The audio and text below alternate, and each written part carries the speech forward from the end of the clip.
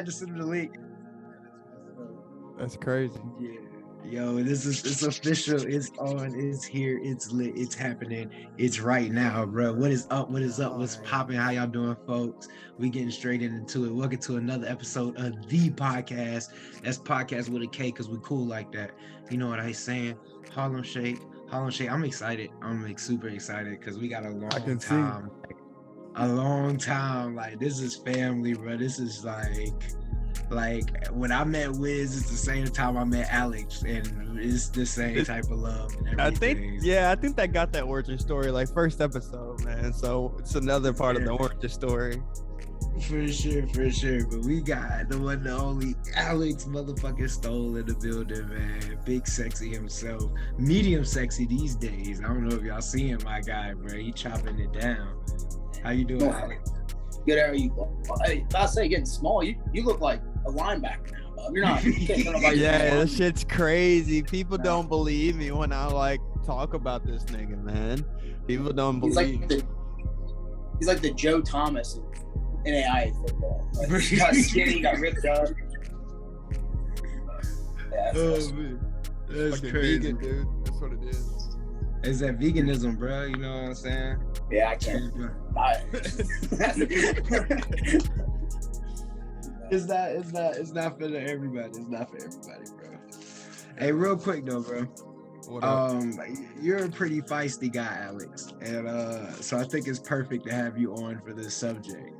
What can somebody say to you to make you punch them in the face about your wife? What can somebody say to your wife to make you just slap them across the face? On national television. On national television. Like, just walked up, smooth, hey, how you doing? Fix the jacket, and then Compton slapped him in front of God and everybody. Yes. And then just I feel like you would do that, though. I feel like you would do that, Alex. Yeah, I feel like in a setting of he's a comedian, you're an actor, you know, whatever, probably take the joke, but also like, you know, dude, girl has a disease, you know, like you can't fucking do that. Like you're literally hit in the mouth, like you're done, like it's just. But I support it. People should get hit in the mouth for saying dumb shit. That's embarrassing. Like, but you're also a big stand-up fan too. So how do you feel like on the stand-up aspect? Like, yeah, I have a thing where like if a comedian upsets you, there's definitely like, hey, he's performing. You know what I'm saying? Like, yeah, he's not, dude. He doesn't mean it. You know, if she was offended, I'm sure he will apologize in person. You know, but again, you know, if you're Will Smith and you have all this shit about your wife for the last 5 years, and then the opening scene of the Oscars just, hey, your wife has a disease that ruins her hair. Like, yeah. Slapstick comedy at its finest. All right. So, like, has there been a point, like you in your personal life, where you've had to stand up for your wife or children at a point, or everybody knows not to fuck with you? Well, like not like that, but like in the concept of like, you know, there's a point of like respect and manhood of like, you better show who you are before someone. You shouldn't even like get to that fucking point, but you're kind of a sitting duck at that point. If you're sitting front row, you know, like, but like out on the street, if you're walking with your wife and they don't know that, you know, what we used to say, looking mean, you know, like if they don't know that you're not somebody to fuck with, then you need to change your life up, do some push-ups or something. Right. You know, like you gotta look a little intimidating walking down the street, you know, but so no, I haven't had a real situation. It's not because I'm the baddest dude on earth, but it's just, I think it's about a respect thing, you know, like Chris Rock didn't respect him at that point. I guess he thought he was safe. Do you think he respects him now, though? Oh, I bet money every time he's sitting front row, he has a security guard on deck. Like, but, yeah, that is crazy as hell. If you stop and think about it, he walked up straight on stage, nothing, no security guard, nobody. He just bow and walked right back. No one stopped him. No one said, "Hey, that's mean." No, they all laughed. It was a joke. No fear in his heart. Like, no. He didn't think even about in the middle. Yeah, like let me get up real quick. If straighten himself up real quick, that was what was happening. Okay, how you feeling about Deshaun Watson getting all that money from Cleveland? That to me or Wiz? Either one of y'all. Well, Wiz doesn't watch football. Crazy enough. Who would have guessed that, right? It's a good question, man. I'm happy for Watson, first of all. I mean, the fact that dude literally got blackballed in the NFL for having a massage, like, I just think that's fucking stupid. But, I mean, I still think the Browns just proved that they're always going to be the damn Browns, where they went to the AFC Championship of the playoff, deep in the playoffs with Baker Mayfield, and they lose the Chiefs of all fucking people. And then they're like, hey, we need to fix an O-line. They're like, nah, fuck it. We'll get another wide receiver. No more guys in the fucking defense. And then Baker Mayfield gets hurt. The Bengals go to the fucking Super Bowl. Like, who would have guessed that? And then now the Browns offensive line. The problem is a fucking quarterback. Like I don't get that. Like, but I How hope. you feel about? Well, you're a Steelers man. Do you feel like Baker needs to come be a Steeler? Oh wait, you're a Pats fan. Your brother's a Steelers fan. He's a Raiders.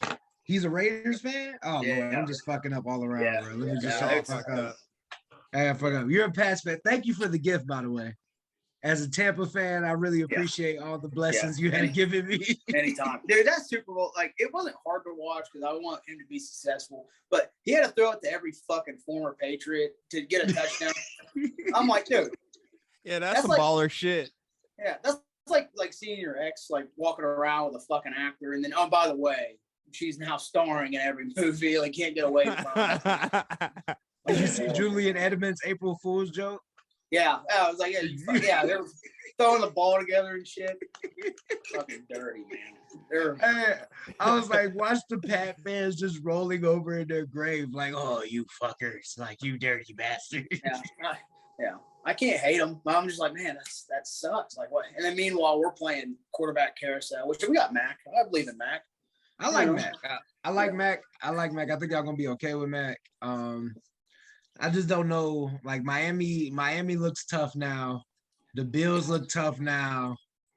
Bills are tough. Miami's they've always had speed. They can't. I mean, look at that's where Jarvis Landry came from, and they fucking traded him to the Browns. They got, which I don't know. Tua actually looks pretty good, but they still don't have a fucking line. I don't understand these teams that get all these superstars and then just don't get an offensive line.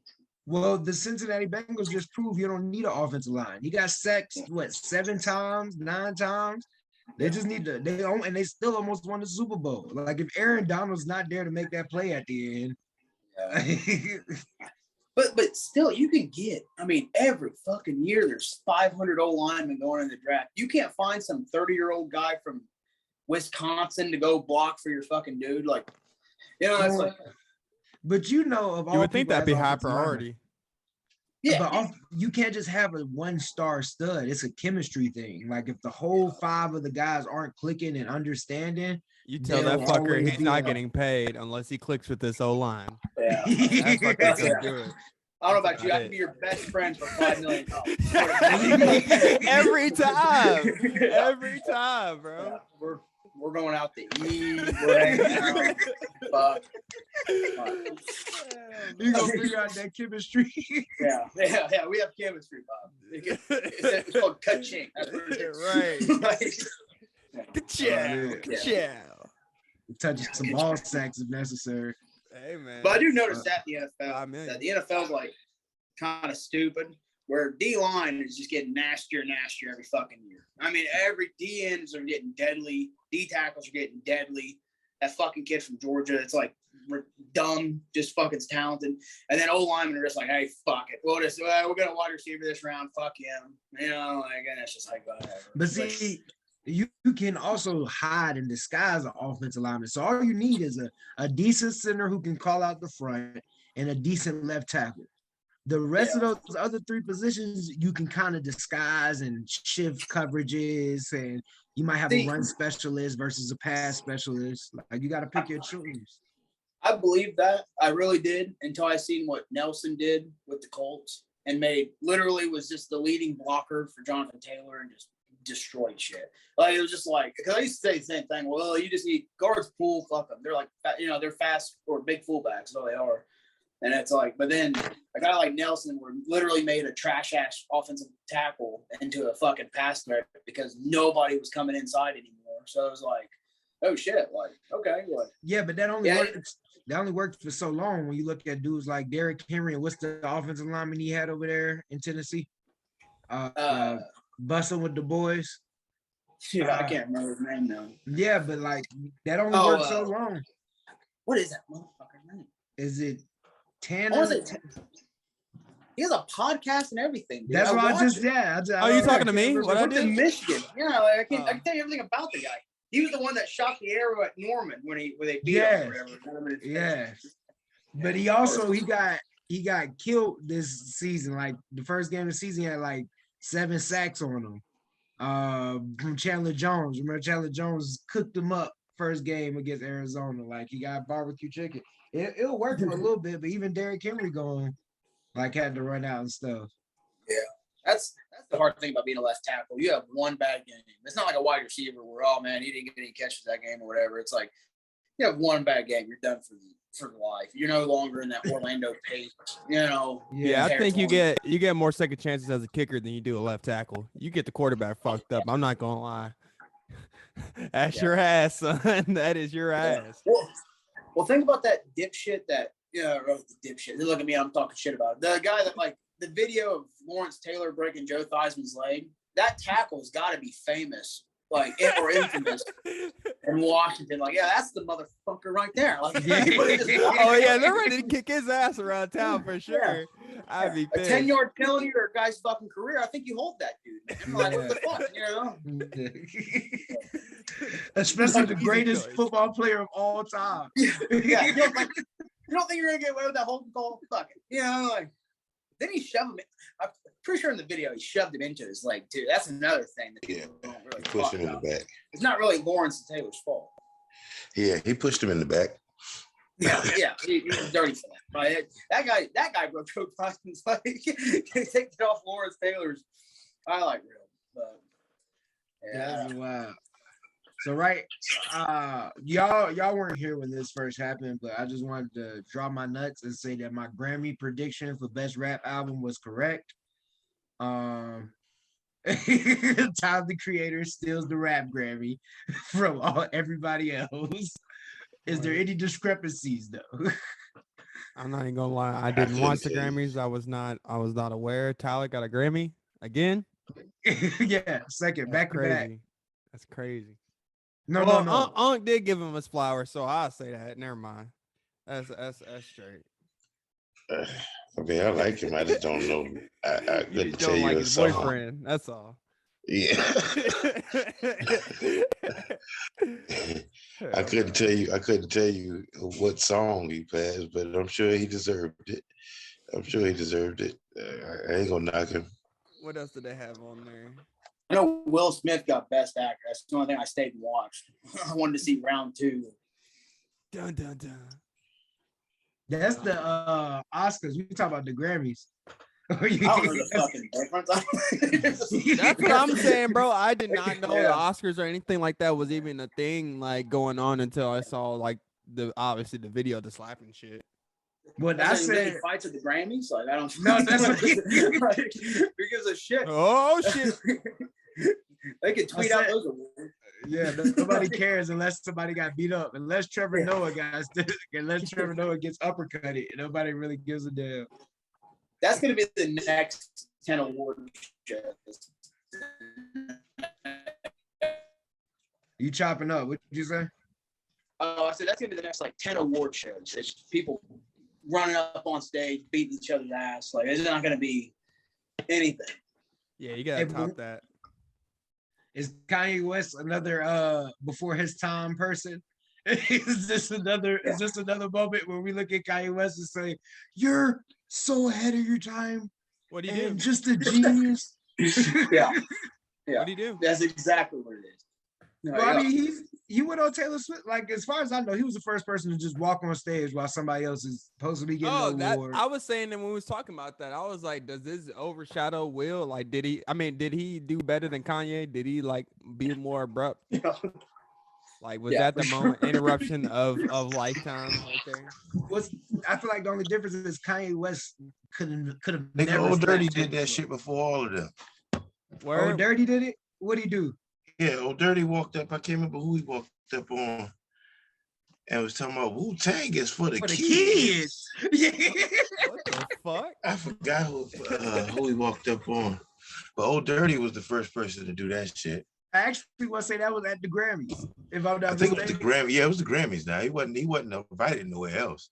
Yeah, he wasn't invited nowhere else. But I can't remember who he walked up on. But he up there. Wu-Tang is for the kids. He was mad because they didn't win something. You know what? I don't think he walked on stage. I think he was presenting, and he was mad that they didn't win one of the other categories. But yeah, he was the first person to cut up like that, too. What was the? No, go ahead. No, you go ahead. Go ahead. What was the? Didn't Kanye say something like George Bush don't like black people on something like? He was on CNN when they was doing CNN was doing Katrina relief, and him and I think Mike Myers, the comedian Mike Myers, was doing a little plea. And that nigga looked like he was about to bust when he fucking got on that shit. I was watching that shit live when he did it. I was watching that shit live. I'll never forget that shit. That motherfucker just was talking, and Mike Myers was trying to sign off because he was starting to stray. You could see him straying, and Mike Myers was trying to sign off of that shit. They were both standing there in between a TV, like showing footage of the damage, and there was like a TV in between the two of them. And Kanye was like, "Yeah, and we gotta go, and we out here saying help any way you can." And George Bush don't like black people. I love it. And just sat there. George Bush don't like black people. And that's how that was his introductory. And he should have never done that because he probably wouldn't be crazy right now if he'd have never done that. Because that shit went to his head. You think that was the day they slipped something in his drink? Yeah, that's the day he realized, whoa, I can make a lot of money doing this shit, type of shit all the time. I'm gonna marry a Kardashian. Future sign. Right there. He went straight to stardom after that, man. He went straight to stardom after that. I mean, he was already popular. Of course, he was on CNN doing, with Mike Myers, but.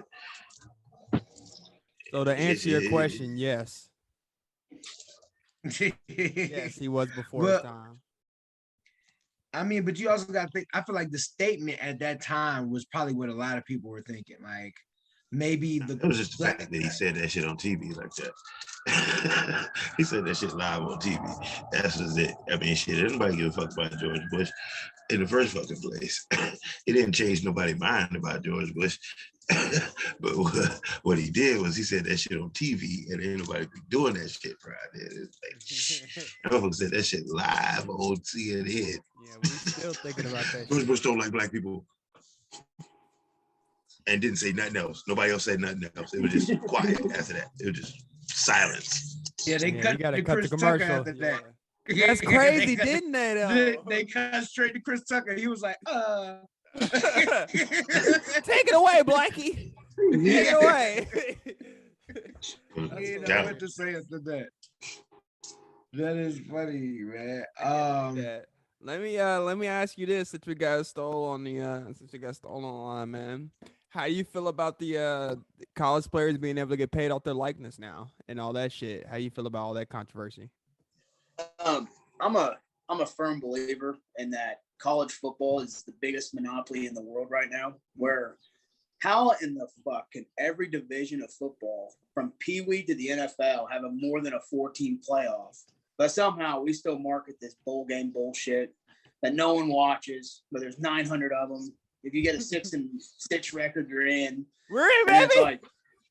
And then But then they're like, oh, well, I guess we'll let fucking players get paid for their last name. Like, oh, yeah, you know, the guys that we're watching play the fucking sport, yeah, maybe we should pay them. Yeah, they're fucking starving. Who was the guy that got in trouble for getting tacos from his head coach when he was starving? This was back when Vince Young was quarterback. I was like the wide receiver for Vince Young. That's all I remember. But right. he got literally fined. A poor man in college got fined for getting food from his head fucking coach. Like, you know, meanwhile, you're buying the damn jersey without his name on, just his number. You know, you're tuned in. It's just fucking stupid. Like, why not pay the fucking kids? They're gonna get paid later anyway. You know, if they blow their knee out in a college game, go fuck yourself, kid. I hope you figure it out. You know, go sell a car or something. You know, like, pay the fucking kid. One thing I will say is you can't pay everybody. Everybody ain't worth getting paid. You know, so I mean, the poor guy's still gonna be the poor guy, even if they started paying him salaries. You know, that's not the main thing to me. Is it what the poor guy is gonna get? Because the poor guy is still gonna be the poor guy. That's life. You're not as good as, you know, just because you're on the team and the team makes billions of dollars. Well, the people who work at BMW, the people that work at Bosch, them motherfuckers, some of them make coin and some of them just make enough just to survive. Well, you're not even at a job. You in this program and you're getting way more benefits of it. So the lower end of the scale never is going to be equality. It's not an equality thing to me, but the top end of the scale, I think what you're going to see is it just downgrade the value of them. That's all you're going to see of it, because that's all they're going to do. Right now, they're just going to down. Look at the people who are getting the deals now. None of these kids are going to be stars. I don't see none of the deals that I've heard about. Ain't no superstar signing none of these deals, because I think it lowers their value. And that's what they're gonna do. The DB that went to the HBCU who got that $1 million check. He got a big check in college, but he could be a star though. But is he? He's not a star. I'm talking about who is a star. He's a in college football next year. In college football. That boy from Alabama, Alabama quarterback. And what you're gonna see is that these people they're gonna devalue themselves before they even get a chance to get that real cake. If you sign deals for $10,000, well then next year, what the fuck I gotta pay you $3 million for? You just signed a deal last year for $10,000 and you ain't produced nothing. Them people say you ain't making their sales no better. They're gonna devalue themselves. Isn't there a base salary in the NFL? Or are you saying the next year in college? No, I'm talking about as far as endorsements, it's from off the field stuff. I think they're gonna devalue themselves. Yeah, but you can also increase your value if you show out on the field. So like if you go out there and you play. He's talking about like the sponsorships, right? You know what I'm saying? If you're a $20,000 nigga right now, you know what I'm saying, next year you go to the league, they're still gonna try to pay you $20,000 because that's what you just got paid in college for your likeness. Oh, you're saying about Nike and whatever else. Anybody, I didn't know getting devalued by go ahead and putting your number on your name right now. Yep.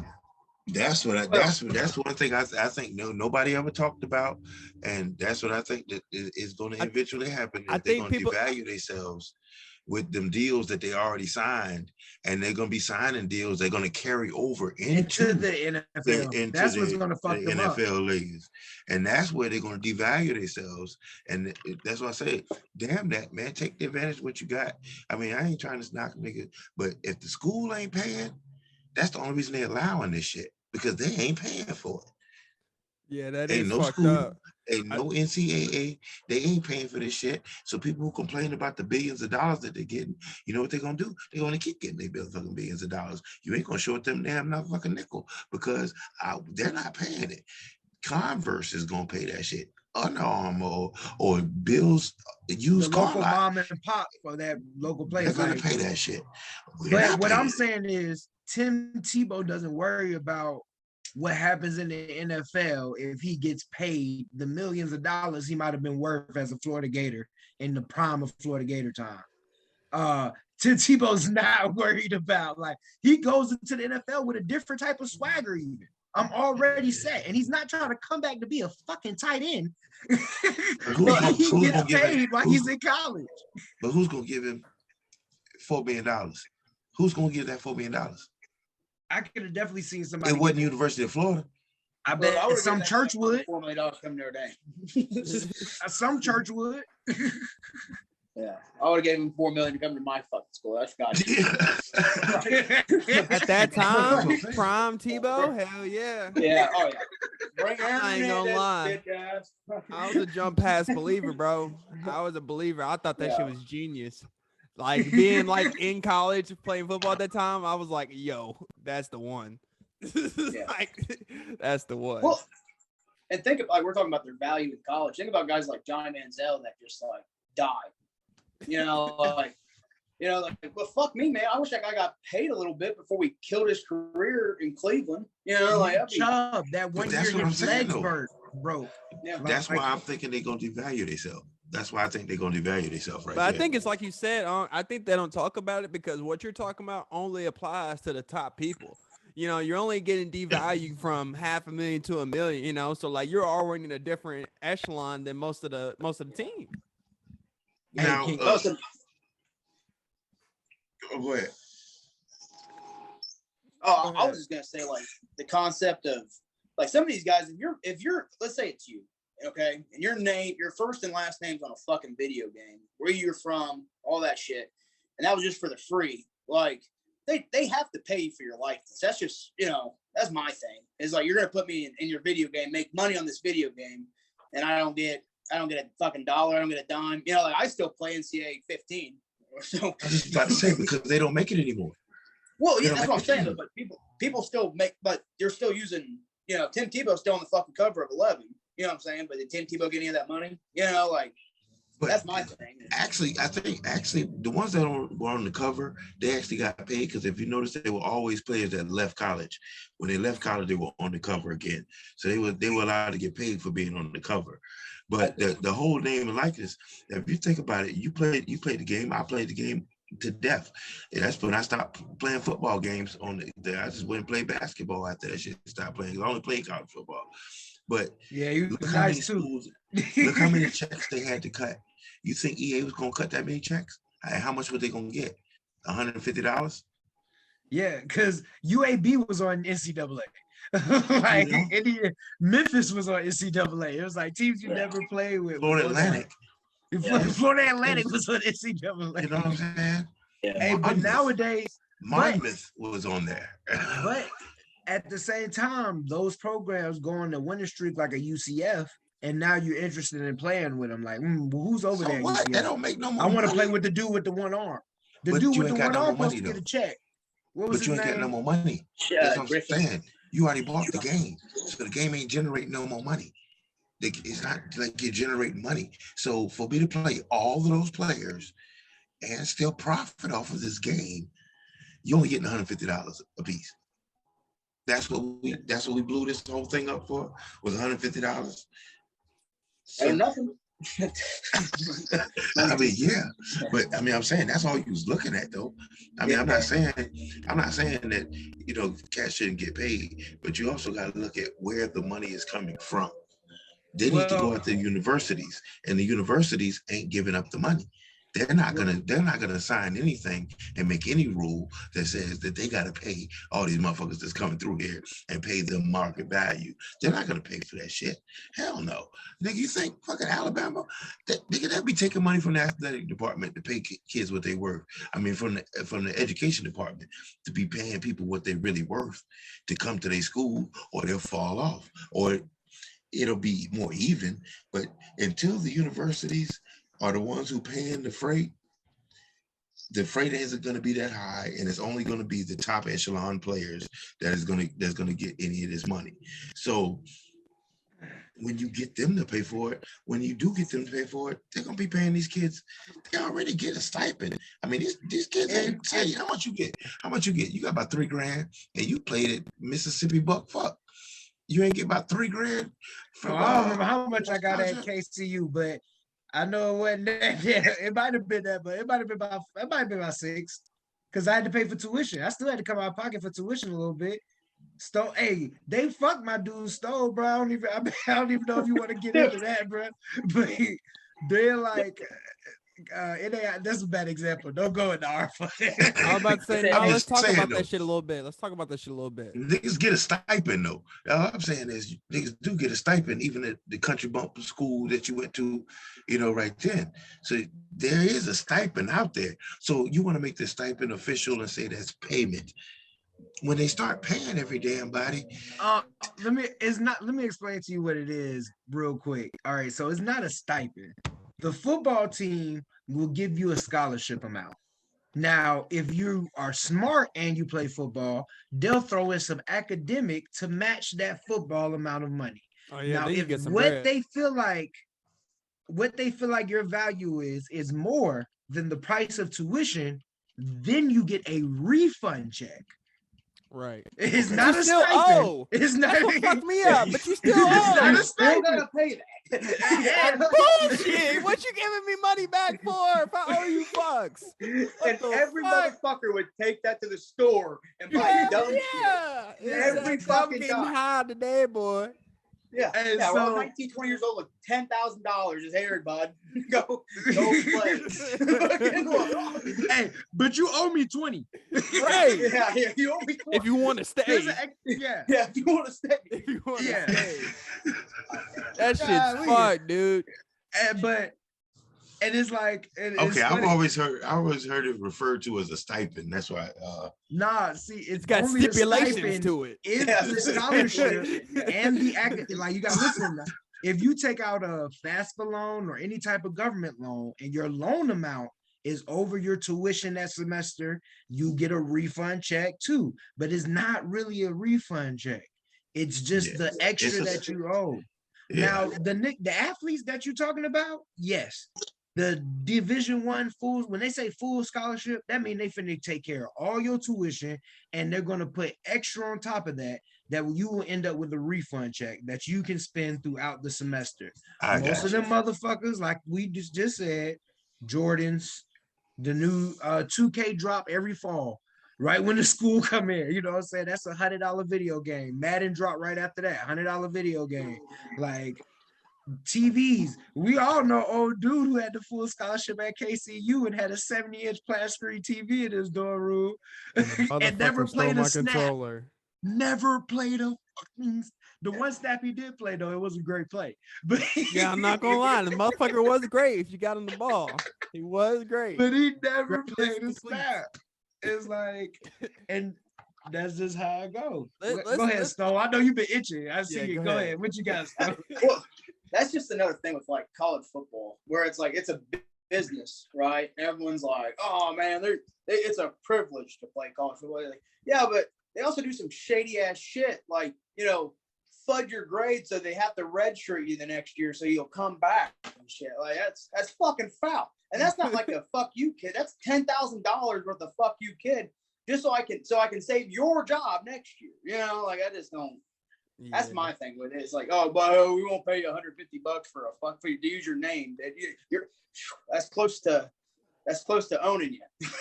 Like, like you wear our jersey, get the fuck on the bus, bud. Yeah, I saw the writing on the wall as well. I lost 10 pounds coming out of training camp, and I changed positions and everything. I went from a linebacker to a DB. I was like, oh yeah, you guys are on some shit. And then they redshirted me. I was like, oh, and then I started traveling too. I'm like, oh no, fuck no. I'm not guaranteed to get on the field. I'm restricted. I can't even get on the field, even if I want to. Y'all just bringing me for the looks. Y'all need 32 motherfuckers on the bus. Like, fuck all that. Like, fuck on my weekend. And we would rather have you on the bus cheering us along than some of the dudes. Than some of those motherfuckers. Like, that's something I want to bring up though real quick. So that's Lilo, you might not know this, or you might not even believe this. You'll probably believe this, but Stowe, you knew both me and Next Time before the fame, man, before all the money, the glitz, the glamour. Cause niggas ain't gonna see this episode till 10 years from now. But we broke. Yeah, we were different. Look, Lilo, this nigga Saeed, this nigga Next Time was a center. He was a center on the line. A shitty center. A better guard. You a had shitty center. A better guard. You had the aspirations. You were still the only one person that really believed in this football shit still. At least out of my class. You were the only one. This man saw Next Time go from that to slimming down to motherfucker not even be recognizable. His dreads got long. Motherfucker's a different breed. Tell us a little bit about what you remember from Next Time mainly. But if you remember some shit about me, I know I was non-existent. But tell us how it was back in those days.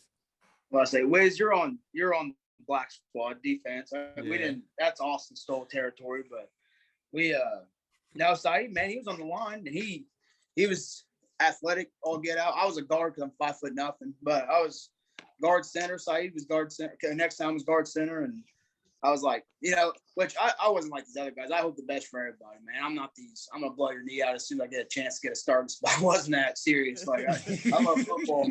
I just wanted to win. I didn't give a shit. Yeah. But no, and then I say, you still got the squat record there? At KCU? I don't give a fuck. You broke the squat record every time you touched the squat rack, though. That's a fucking fact. Yeah. But he went from, literally competition. He got the starting center gig, and then I was backup guard behind somebody and backup center, and then they moved him to guard. And then my first start, I don't know if you were hurt, but I still got the picture. Yeah, I still got the picture where we're celebrating because that was our first win, my first win as a starting center. So, yeah, and then him rapping in the damn dorms did I get on the podcast before Eisman and Javen? Because if I did, I'm gonna make sure they. Yeah, you did. Yeah, you did. You're the first one. Yeah, you made it. Yeah, that's it's done. So, but like battle rapping in the dorm with the hardest killers of their hometown cities. Bullshit. All right. The killers of Grayson, Kentucky. Rap battle. Yo, those were lit times though. Having rap battles in the dorms, yo. Yeah. Oh shit. Crying in their freestyles and shit. Fucking dog jumped on a log. Like a frog. And everybody dying. Yo. Yeah. Oh yeah. No. Yeah, it was pretty cool though. Seeing him get excited about that was a weird, not weird, but it's different for me to me, like football guys are always talking about going up to the next level of coaching. That was all we talked about. And then we had this guy Next Time that was talking about like actually not like fake rapping either, like on SoundCloud. And he's actually talking about making music videos and talking about songs that he's actually putting time into, not just throwing them together and recording them. And like he's actually producing, moving. He didn't give up when they didn't call in 1 year. And stuff with him acting. You see it in the music videos before. Now I see him now when he's on stage and stuff sometimes. And I'm proud of him. I don't give a fuck what anybody else says. He's still my dude. Even if which you haven't flopped yet, I would have told you. You promise you put out something stupid, I'll call you. Yeah, please let me know. Now it's a witness. Yeah. So That's I'm crazy, man. That's amazing. Is Bruce Arians retiring? What y'all think? Like, was that Tom Brady telling him to sit the fuck down, or is he really trying to build a legacy? I think Bruce Arians ain't worth a fuck anyhow. I have a hatred for the NFC at the moment because they just buy fucking Super Bowls, and then. For a guy that I'm a Patriots fan, I'm going to say this. The Philadelphia Eagles have built a fucking team for the last 4 years, and they're never going to make it because the Rams are going to buy fucking 28 guys. The Buccaneers are going to buy 28 fucking guys. The 49ers are about to jump on that fucking train. They're tired of losing. The Packers would better get on the fucking train, or they're never going to win another one. And it's like, and here we are, just can't earn shit around here. Can't get nothing. Yeah. The AFC has the fucking Bengals going. But Bruce Arians, I truly have never watched him actually coach. When you can't control your fucking sideline on the NFL, you're paying dudes millions of dollars.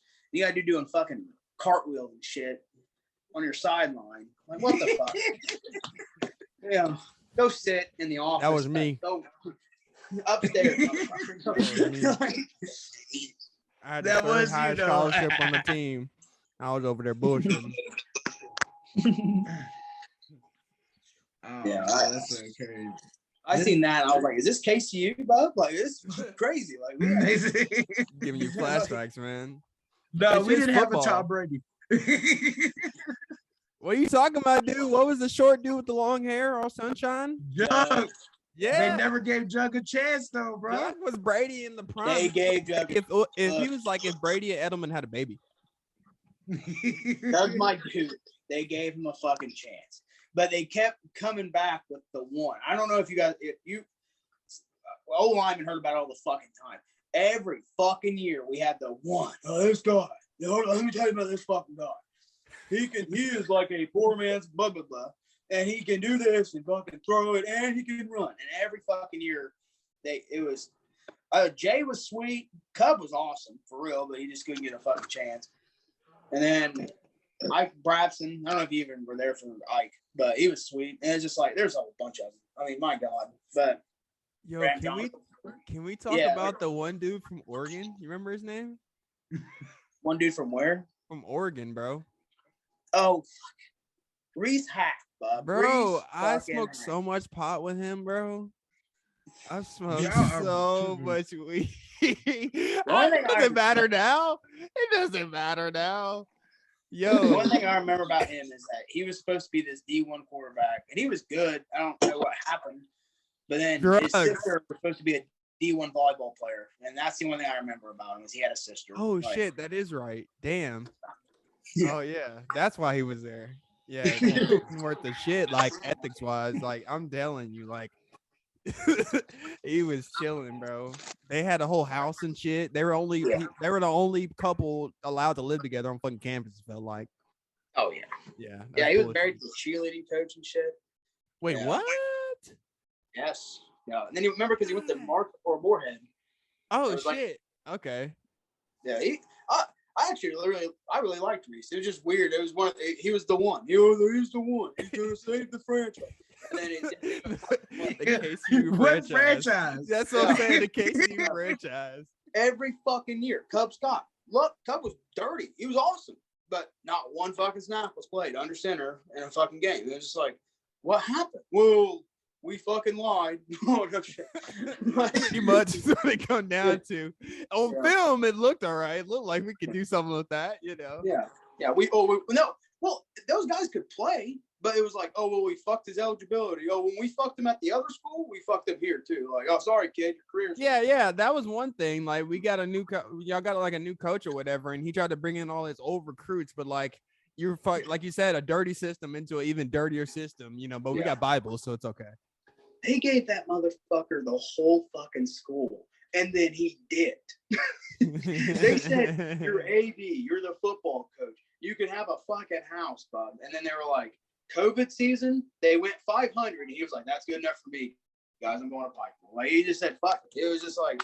Pikeville probably had more money. No, he didn't give a fuck. He just wanted to win. Like, it's just, which I don't blame him. I hate losing too, but it's like, I'm not gonna lie. Be a better fucking. Yeah, it only took 1 or 2 games with KCU for me to just lose all hope in football. I'm not gonna lie. I started thinking about coaching. I was like, man, I can't play with the fuck. I guess I better start coaching. Like, I guess. Oh well, it's time to pack it up, man. See, you're what we're talking about, guys. Guys like you deserve to get paid, man. Because listen, it's hard out here for a football player. Dude, oh yeah, I got all new respect for all kinds of fucking people, but. We had coaches come through that fucking program that are now Coach Marion's at Texas University. Like, where? Yeah, he's at university. He was at fucking Pittsburgh last year. Because Coach Marion left, because he was supposed to be there the year that I played. Yeah, and they fired him. They said, "Nah, you're not good enough for KCU, Bob. You're not KCU material." And he went to go fucking University of Texas. Like, you know. Man, I've seen that shit when I was in fucking high school so bad. If coaches, it doesn't matter. Coaches, position coaches do not fucking matter. All the motherfuckers do is show the fuck up and listen to what this motherfucker tell him to yell at this dude today and then go the fuck home. Man, I played for fucking coaches in high school that fucking coached at Virginia Tech, fucking North Carolina, Georgia Tech. Man, and these coaches wasn't shit when they was in high school. And I'm like, well, how the fuck did you have that job? Shit, say y'all motherfucking coach wasn't worth a fuck. And Reedy, this motherfucking coach, they goddamn Baylor, he wasn't worth a fuck at Goose Creek. Now we won a state championship with Coach Reedy. What you say? We won region 5 years straight. Y'all better, man, you better put some respect on the creek. Man, please, y'all motherfuckers, y'all my coach too. He left y'all too as well. Y'all couldn't get one. Y'all couldn't beat nobody good. Y'all couldn't beat nobody good. Every time y'all placed a good team, the motherfucker lost. And y'all had a first round draft pick on your damn team. Bro. Y'all had a first round draft pick. Y'all had a number 6 overall draft pick on your team and couldn't do nothing with it. Come on, man. What? Never mind, you're gonna do that right now. It was a tough league, huh? Right now. Man, look, I played in the same league. My brother played in the same league. His father played in the same division. I'm telling you, it ain't that damn tough. He's on his fucking ass. We won it though. This is every episode. Hey, we didn't win it. I ain't gonna lie. We didn't win it. We didn't win it. When I was there, we didn't win it. Exactly. All I hear is hate. You're damn right.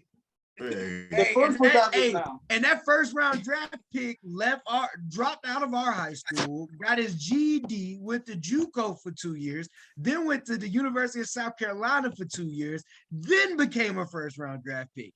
He wasn't fucking the first round draft pick in high school.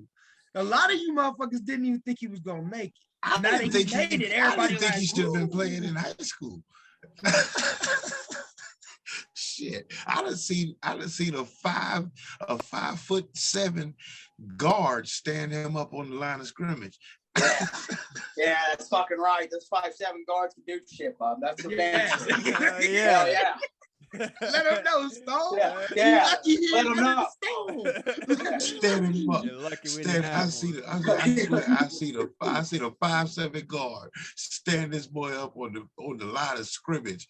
He coming up the defensive end, and this boy ends up going to the 49ers at number 6 overall. Now that guard is looking. See him. Yeah, I went up against him in high school. Yeah, fucked him up too. Yeah, like I could have been that guy. Man, everybody in the state of South Carolina can tell you that they done beat him up. Any offensive lineman who played offensive line in South Carolina can tell you they done beat up the old Kinlaw, because I seen it with my own eyes. The boy was horrible. He was huge, but he was horrible.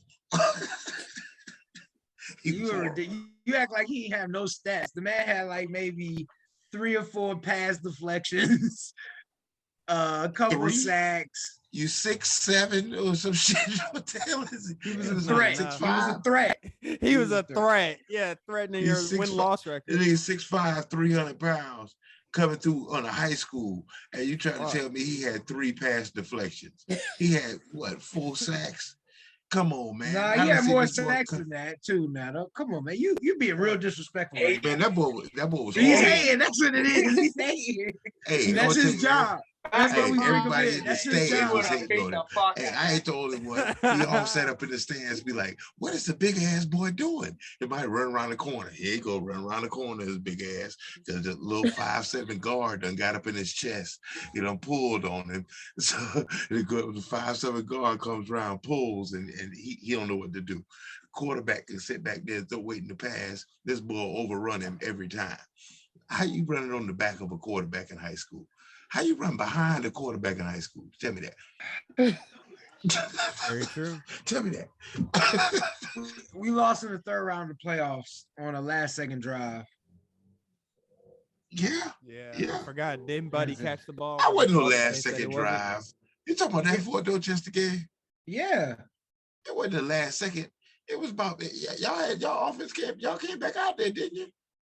We got the ball. They called a fumble that's arguably not a fumble. You know how high. I don't want to get into it. Yeah, that's what happened. Then they went down the field and like 50 seconds on like 3 or 4 pass interference calls. Damn. And then we got the ball back. There was some PIs on that shit. I will give him like that. It was some 4 or 5 PIs. spot fouls. They was on the they got it in zone like 50 seconds. We got the ball back with like 30 seconds left, and we run the triple option. Wasn't after the game to get down. Oh, the y'all, triple yeah, y'all was with shitty. fullbacks. We ran the triple option, and it wasn't really with 2 fullbacks. No tailback. There's no tailback. No tailback. They got no tailback. They run a triple option with 2 fullbacks.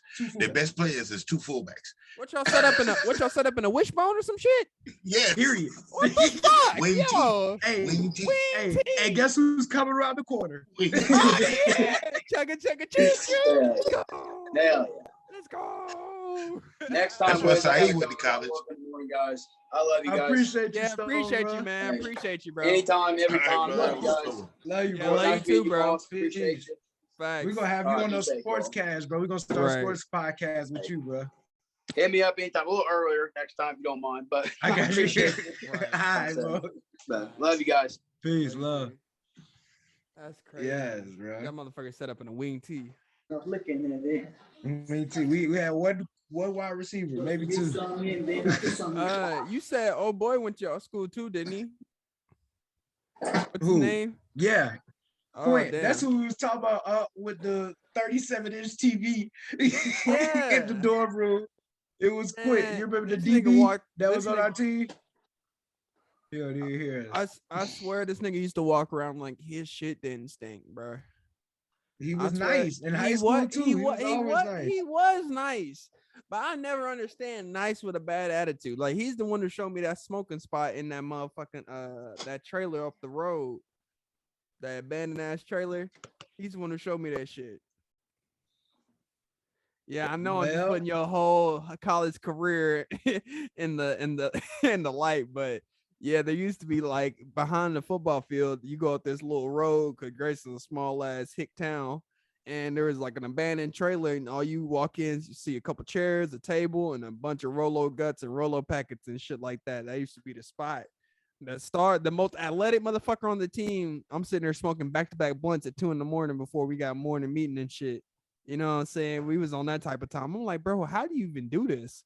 I'm like, you're so nice, but your attitude's so bad that nobody want to deal with you. But we need you on the field. You fuck around, do 1 play every 3 games, and that just earned your scholarship. I never got that. I never understood that. Let me tell you how nice Quint was one play. I don't know, like the ball got kicked off, and this is before the rule was where you couldn't run. He started with his hand down in like track position on the kickoff. The ball goes in the air.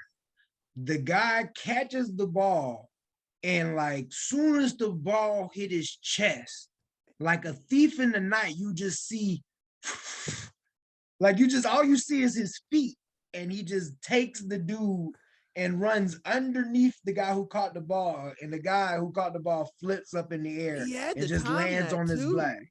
Like he was just speed ridiculous, and that's the only time you put him in that game was kickoff, because his attitude was so bad we could never put him in that DB. He would have shut anybody down though. The boy is nice, man. He would have. What is he doing now? What did he do? I have no idea, and it's none of my business. I don't even want to talk about it, bro. You're right. We shouldn't. Yeah, just what I do want to talk about is Contagia Brown Jackson. I know you got something for me, Aunt and Lilo. Who was Contagia? Kentaji. I'm sorry. See, look, I knew they was gonna get me right. Kentaji. What happened with that one? But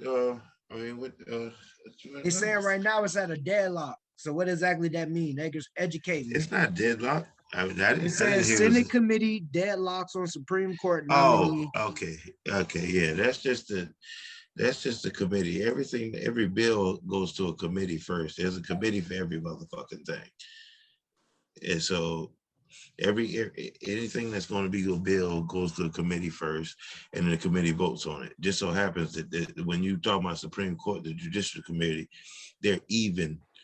Usually they're lopsided towards the people in power. They name, it might be 10 if it's 10 members of this committee. It's gonna be 5 Democrats and 4 Republicans. Yeah, this one has 22, so it's split 11-11. So it's 11-11. And none of the Republicans voting for it because it's the Judicial Committee. They want to have some kind of semblance of evenness on the update real me on the important issue, committee. because I'm clueless. Update me on the issue. All right, so Biden nominated. Say her name again. I want to get it right. I'm gonna say Miss Dr. Jackson. I bet Ketanji Jackson. Ketanji Brown Jackson. Yeah. She was going up for Supreme Court, and earlier throughout last week, and they've been like bringing up her prior cases. Basically interviewing her, but they've been interviewing her a lot harder and harassing her more than other people. And see, I knew you was gonna say that.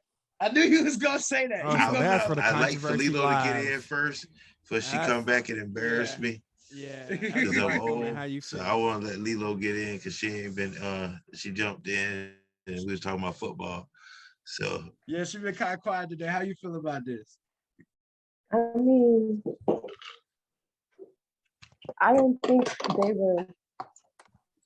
What I think was happening was that they were trying to discourage her and trying to get a certain type of reaction, a stereotypical reaction out of her, which is why they were asking, if I'm a white man, can I be Mexican, or whatever it was that Ted Cruz asked. Like, he was like, they weren't even asking questions that had anything to do with her obtaining power as a social justice. Like, it was just random, like I said, Ted Cruz asked if he was Mexican, I think he's Mexican, can he be a white man or something? Like, that makes absolute, like, what kind of question is that, and how can that show that she will be a good Supreme Court justice? Like, so I do feel like they were questioning her word like harder because they were trying to get a stereotypical, angry Black woman remark out of her.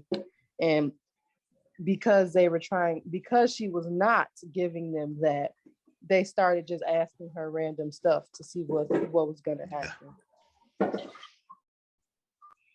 Now there's a reason for this, and it's an underlying reason, of course, but it's not that old, and that's something that I think nobody's pointing out.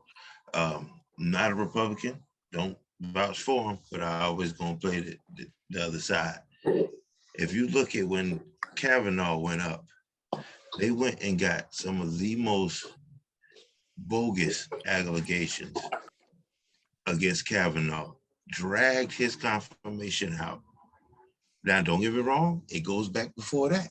They was mad about Merrick Garland when Obama was in office. So it goes back before that. But what they did to Kavanaugh, them Republicans said, we gonna get her. Whoever they put up there, it didn't matter who they put up there. They was gonna get all the smoke that the Republicans could do because what they did to Kavanaugh. That shit was dumb, what they did to Kavanaugh. They pulled out some high school party and tried to say he raped somebody in high school at a party. This man was, he done been too far in life for nobody to bring up this damn party in high school that he took some booty from. I'm not saying the girl was lying. I'm not saying they was lying or nothing. No, that's Bill Cosby. That's all they had. It's not like they had continuous charges or anything of that nature, but it wasn't up to muster the evidence that they had. They didn't have any evidence whatsoever. It wasn't up to muster for a Senate confirmation. So the next person that y'all nominate, we gonna drag through the mud as much as we can. They put a person up there that all they could do was a bunch of bullshit, but they don't care. That's not the game. The game for them is we just gonna drag her as much as we can. We know we can't win. We can't stop her. Y'all gonna get the confirmation. So we just gonna try to drag her just like y'all did with Kavanaugh.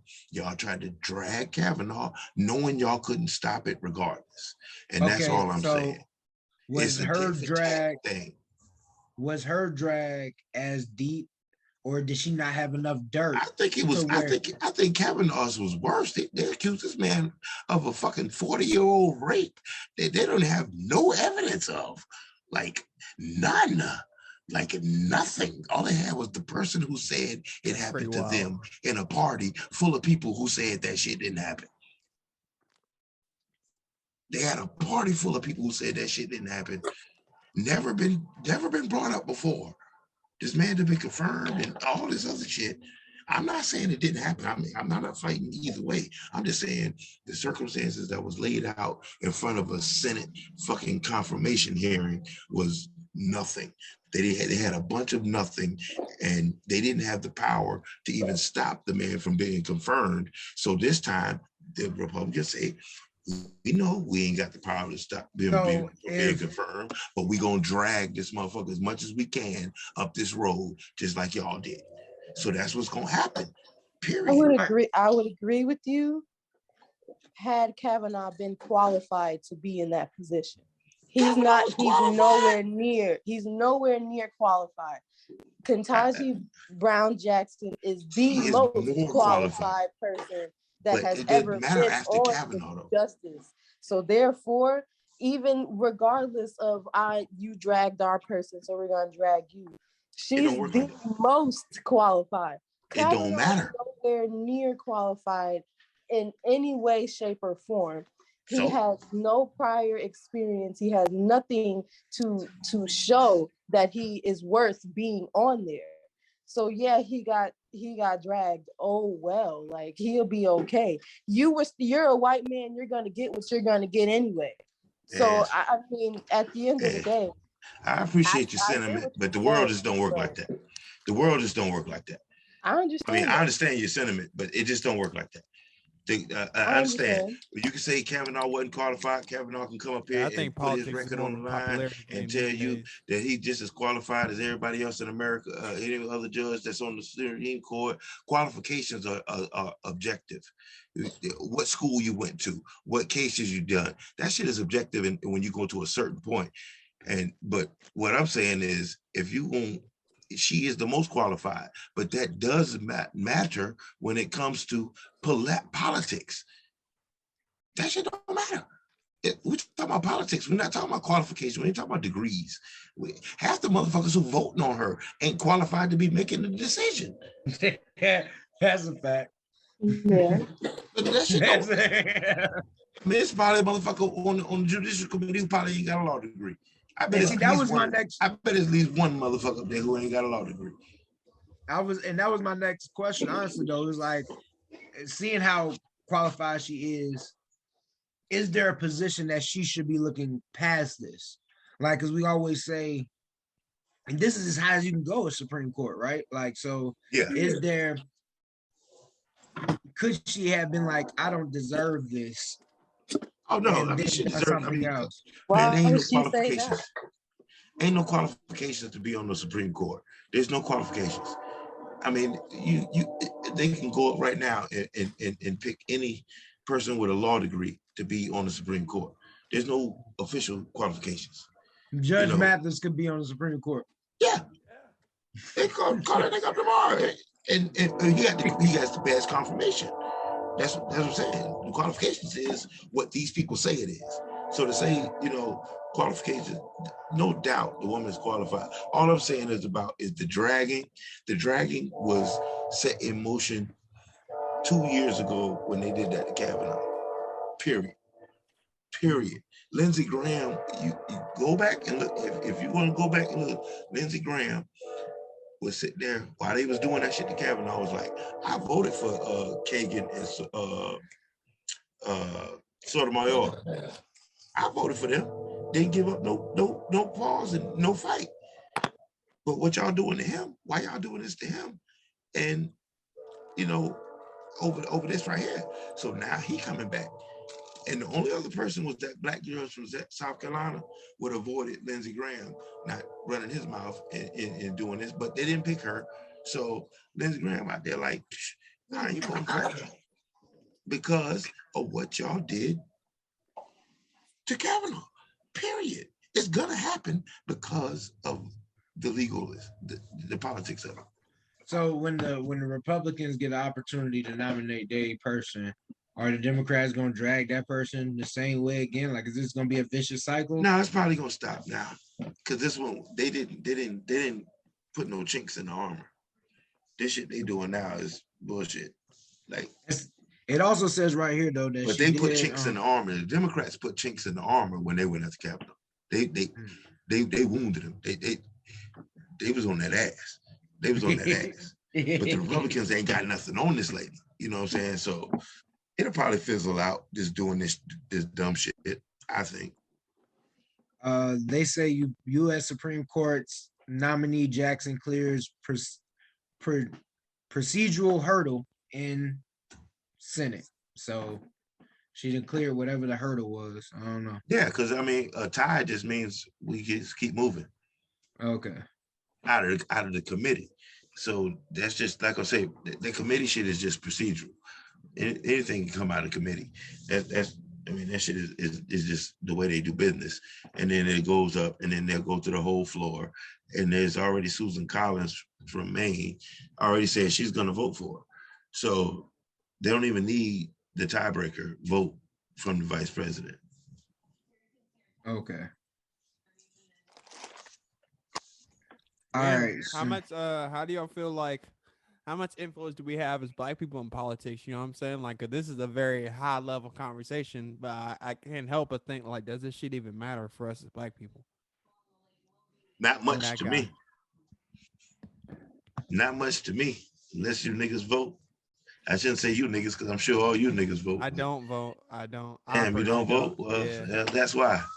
Yeah, you're right. You're right. You're definitely right. He said, unless you niggas vote. Well, not you niggas. Oh, wait. Yeah, you niggas. No, not you niggas. No, I don't vote. Sorry, but I mean, that's the answer, because I'm going to tell you something right now. At every point in your life, the black man panders to you to get your money, right? Right. So if you want any activism or any progress in the political realm, what you think they're gonna pander to you for? Your vote. So if you voted, they would give a fuck about what you think. You don't vote, so they don't give a fuck what you think. They give a fuck what you think about the Super Bowl. That's why they put Dr. Dre out there. That's why Snoop was out there. Even after Janet Jackson, people thought there wasn't gonna be another nigga on the Super Bowl after Janet Jackson pulled her titty out. But you know what? They need them nigga pennies. And that's why Black people have a hard time getting anything, because it's I don't vote because my vote don't count. You just don't know where it counts. That's your issue. How about you get some knowledge, learn something maybe, and figure out where the vote counts. Okay, yes, everybody in America is voting for president, but you can vote for your mayor. You can vote for your governor. Yep. And your Black people aren't doing that. They only care about the presidential, as if the president just finna come in and change all this stuff, as if he has this much power. The people who have power are the governors, the mayors, the senators, the people you put in the House. That's who you need to be voting for. You need to be voting locally, because once that changes, then you will get a president who actually cares about the things that you're trying to change. And for some reason, Black people don't understand that. And that's why we're going to always be in the same position that we've been in for 400 years plus, because nobody wants to learn something on their own. They want everybody to tell them what to do. And then you figure out what you're going to do after that. And that's not that bad, because they don't even listen to what you tell them to do. We tell them to fucking vote. They don't listen to that. So I don't even think they want to. That's what I was thinking. I was like, you could lead a horse to water. All the time, but they don't do it.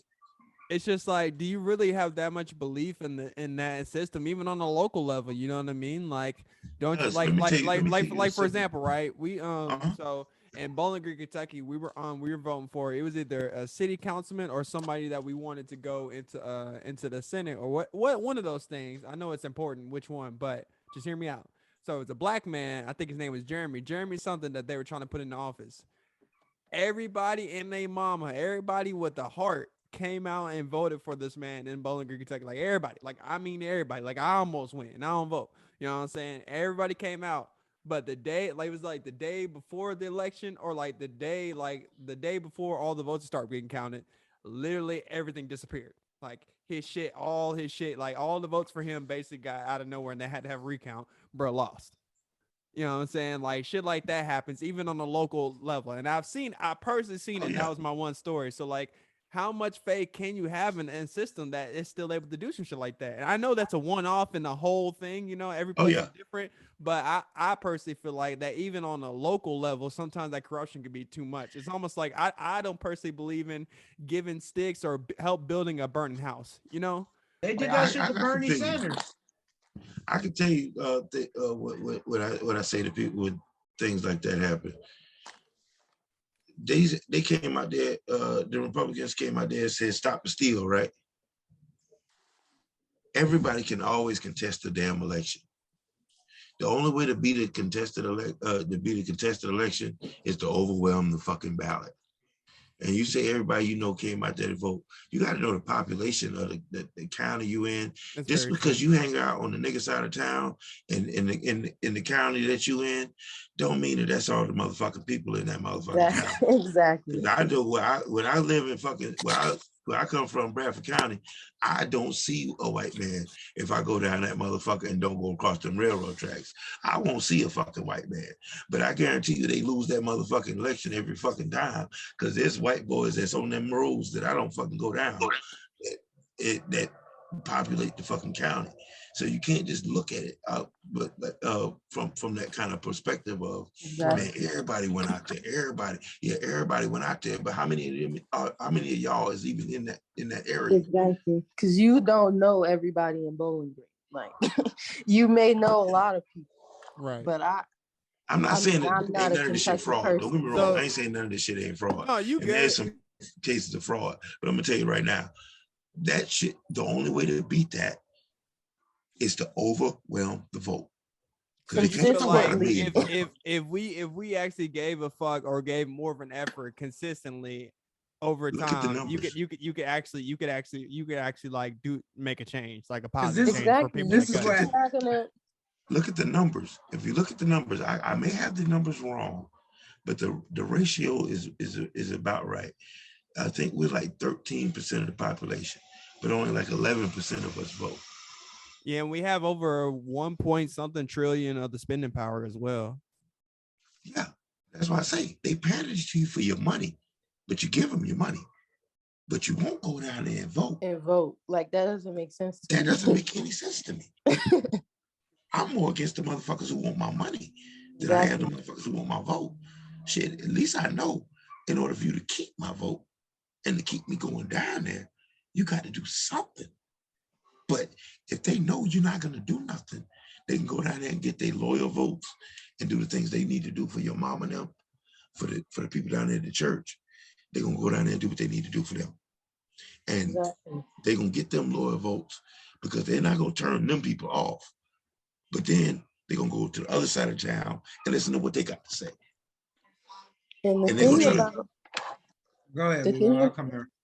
The thing about like Black people specifically in voting is that we just love to be entertained so bad.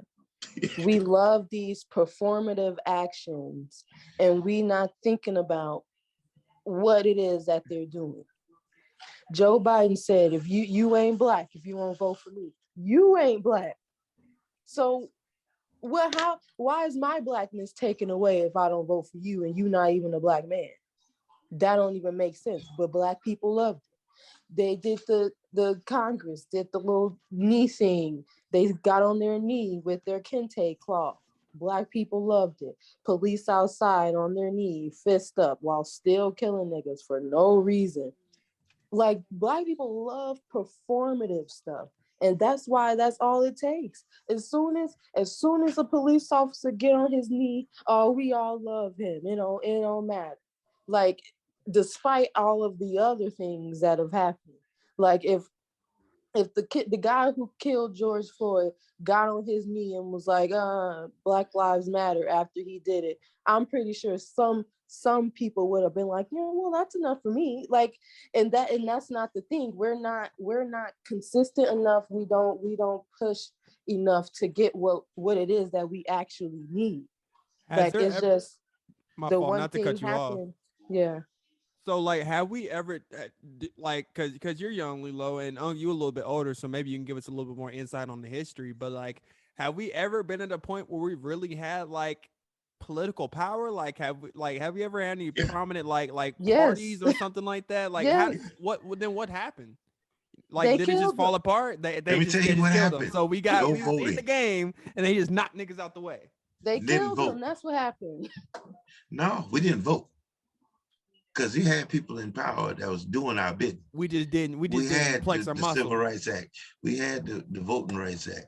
We had these acts that came into place. All those things that happened in the 60s that people blow off and they actually making movies about these little bullshits and shits now. Watch the movies. The movies is accurate. Watch the movies. Watch LBJ. The Showtime movie. I forgot who played Lyndon Johnson. But watch the movies. That shit ain't right. They made this shit happen. But then what happened is motherfuckers didn't vote. So people didn't hold them accountable. So Supreme Court. There we go again. They got control of that Supreme Court. Somebody brought a case and said the Voting Rights Act is a bunch of bullshit. Why is it that we in the South got to ask you permission to kick niggas off the rolls? Just stop niggas from voting. They threw the shit out. Now you see that shit would have never happened with the Civil Rights Act. But we lost elections, and elections have consequences. We lose elections. People get put in power that want to change what you got going, and there you go.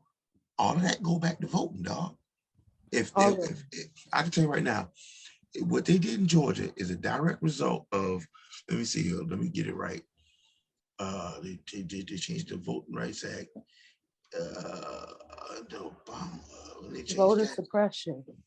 No, the Voting Rights Act that was received null and void. The switch vote on that was a Bush appointee in his second term. Bush never wins re-election. The person is not on the bench that sways that vote. So the Voting Rights Act gets turned over under Obama because they had to get the numbers in and get the cases in. It was under Obama, but he was just the person there at the time. The Supreme Court justices, they already had the numbers on the Supreme Court. So when the Voting Rights Act comes up, that means these people have to get clearance before they change their rules of how people can vote. So what's going on in Georgia now would have never been able to happen if the Voting Rights Act was still in place, but it was turned over under Bush. So that a decision that long ago is changing is why they're able to suppress votes in Georgia right now. So it's like we had the momentum, at least in the right direction. You know what I'm saying? But if people start getting a fuck, like you said, basically stop voting, then it can't go nowhere. The fruits of the labor of everybody don't get to be seen because people nowadays start giving a fuck, is what you're saying. Yeah, like when the peak Dr. Martin Luther King era, right? Right. He was in the White House getting these rights, getting these bills signed and making shit happen. As soon as they assassinated him, everybody was like, oh, well, can't do nothing no more. And that's the end of it. And just said, fuck. We only had one nigga. That's one nigga. One nigga that could do it. But no, I also feel like it became we gotta fight back instead of we gotta vote back. We gotta politicize back. It was more of a Black Panther, because right after Martin, isn't that right? Black Panther Party. That's the school of thought that I kind of graduated from as well. Yeah, as far as like I'm looking more so if we're gonna revolutionize, let's stop trying to it's like being that shitty player on the end of the basketball team, just waiting for a chance to get in. I'm looking like, no, go start your own team. So that's kind of the school. That's kind of the school of thought that I come from. But what I'm starting to understand is we could have worked. Like we could have been in the game. If we would have went hard in practice and we would have kept showing up, right? Yeah. Okay. I don't Crack think it's too cocaine late. did a lot too. Crack cocaine Yeah. hurt a lot too. Cocaine's a hell of a drug. Yeah. But this is another thing. I was I The worked 80s at and that crack cocaine, but I'm trying to tell you that did a number. That 80s, it made a lot of niggas ineligible. It made a lot of niggas' lives gone. You know what I'm saying? The numbers that we had dwindled. You might say they went up because of the pregnancy rates, but the amount of good people and the people who was gonna fund it and keep it going, where the money was coming from, because you can look at you can look at that Forrest Whitaker show that he got playing Bumpy Johnson, and you can see how the gangsters Godfather Harlem. influenced the politics. They funded this shit. But when they took out them big old heads, they took the big heads off of them gangsters and shit. That's where a lot of the money came from to fund these candidates and shit like that too. So that's what I'm saying. When the 80s came about, that crack cocaine killed a lot of it too. You can't never, when you speak of Black history, you can never forget 80s. And see, that's the put difference. that there. The white And that's man. the difference too. How many drug dealers Exactly. you know was investing into politics? Like, shit, all of them back then. But back I'm saying then. today, like I don't today, ain't no drug. They running from them niggas, or them niggas in business together. That's because today there's no order because they took the big heads away. Like think about like Larry Hoover. Like had he been on the street, not well, I mean, you know what I mean, like out of prison, I feel like a whole lot of shit. He got Obama elected while he was in prison. So imagine what he could do if he got out of prison. That's what I'm saying. Yeah, like, he definitely had unity going. And that's the thing. They knew exactly who to take away. Because as soon as they took him away, there was no unity whatsoever. Everybody hated each other. They like, y'all may not know about like the Chicago thing, but like we got like two kingpins. It was Larry Hoover and King Dave. They never hated each other. These two men never disliked each other. They had the utmost respect for each other. They were both about, keeping their community safe, because that's what a gang was in the first place, to keep your community safe and do what you need to do for your neighborhood. As soon as King Dave was killed and Larry Hoover went to prison, now it's like GD versus BD and on King Dave and on Larry Hoover and all this other stuff. And it's like, it was never that way in the first place. So, and it's like, they knew exactly who to take away, so everything will fall. And that's the thing, like nobody is really trying to take the lead and be someone that can actually make change. Everybody just want to be the big little baby nigga, that's handing out the fucking chains and getting niggas all this other shit. Like that's what niggas want to be. They don't want to be somebody that actually change the neighborhood and make shit better. They just trying to get their money and do whatever it else. Like that's the name of the game. Though you cut the head off the snake and everything falls apart. That's where I kind of like. It seems like we always get somewhere and then something just happens, right? Something just gets smacked out the way, right? So that's where you get, at least my school of thinking. I was like, well, fuck that. Like at the end of the day, no matter if we unite and stuff like that and we come together, every best chance was scuffled and fucked up. We fumbled the bag somehow, some way, right? I don't think that's necessarily just on Black people not caring. I feel like niggas stop caring because a lot of people, as you get like, when there's a scale, right? As you become more intelligent, you stop giving a fuck about more shit. You know what I'm saying? As you start understanding and seeing the whole landscape of the game, you start wanting to play that motherfucker. Ignorance is bliss.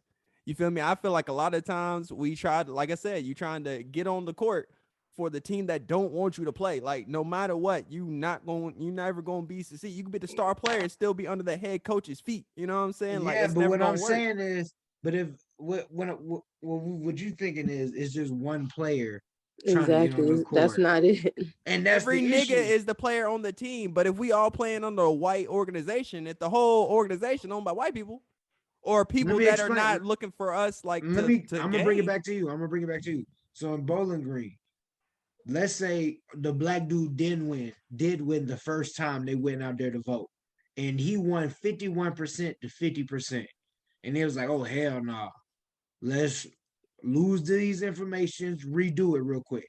Because it's a lot easier that I bet you that if we retally up, because like the first time we voted, old dude won 51%, 50%.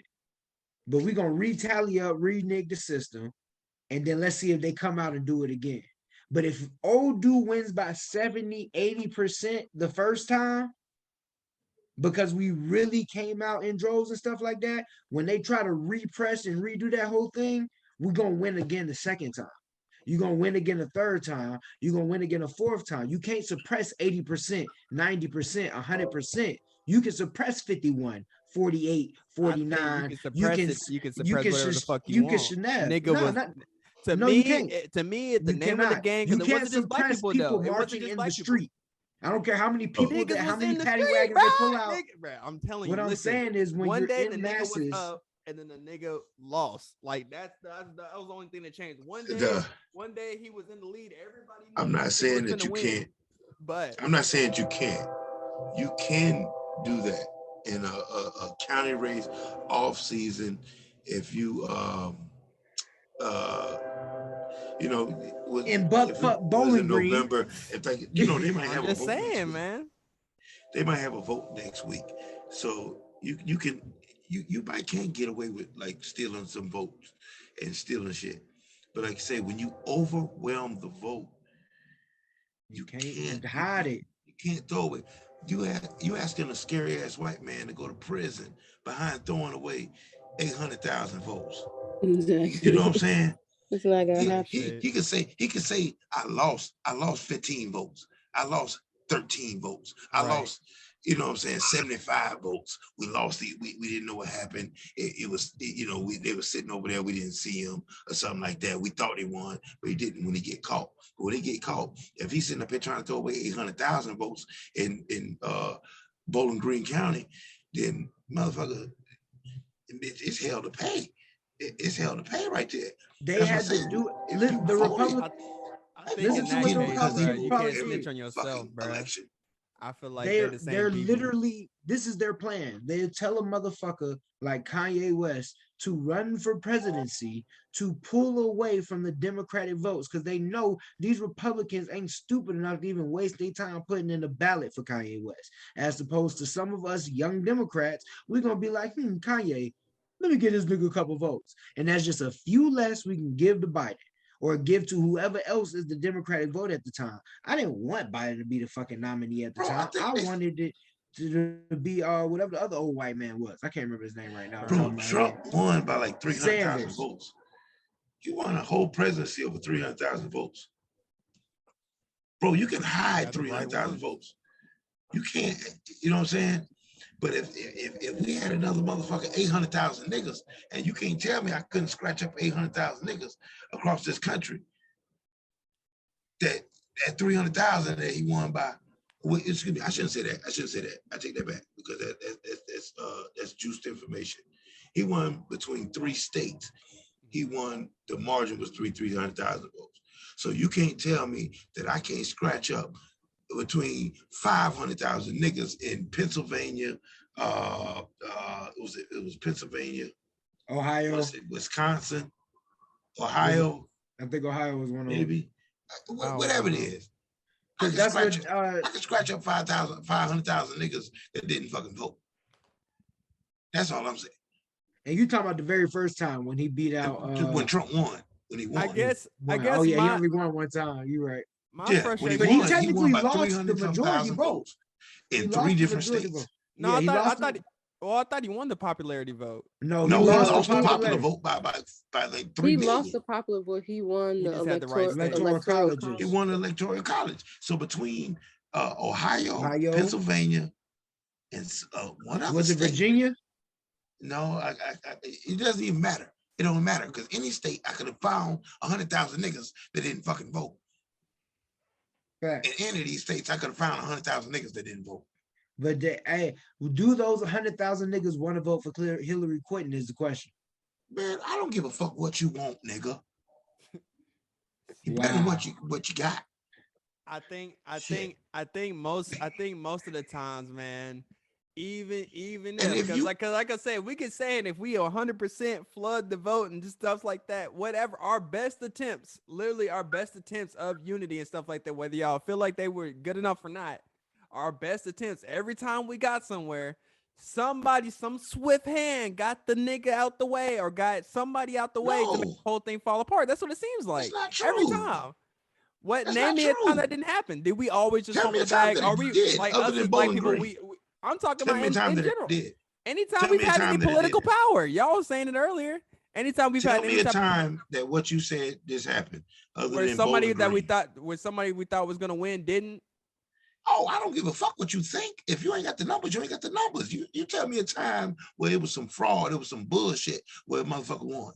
Trump Trump wasn't no bullshit. It's down to the numbers. He had teams with the Russians. Russians have social media bots. Get the fuck out of here. That bullshit. I don't give a fuck what they did on the internet. If they influence, I don't give a fuck. Did you go down there and push that button? If you didn't go down there and push that motherfucking button to say you didn't vote for Trump, if you didn't go down there and push that button, I don't give a fuck what the Russians did because they influenced your ass not to go down there. The Russians told you not to go vote. So you believe no matter what, as black people, all we got to do is vote. And if we vote, we'll have better days. I think you will have better representation. I ain't saying you will have everything you want, but you know what happens? Just like Lilo was saying, when you vote for your motherfucking mayors, when you vote for your state senators, these people progress into the politics business and they become your U.S. senators. They become your U.S. congressmen. They become your presidents.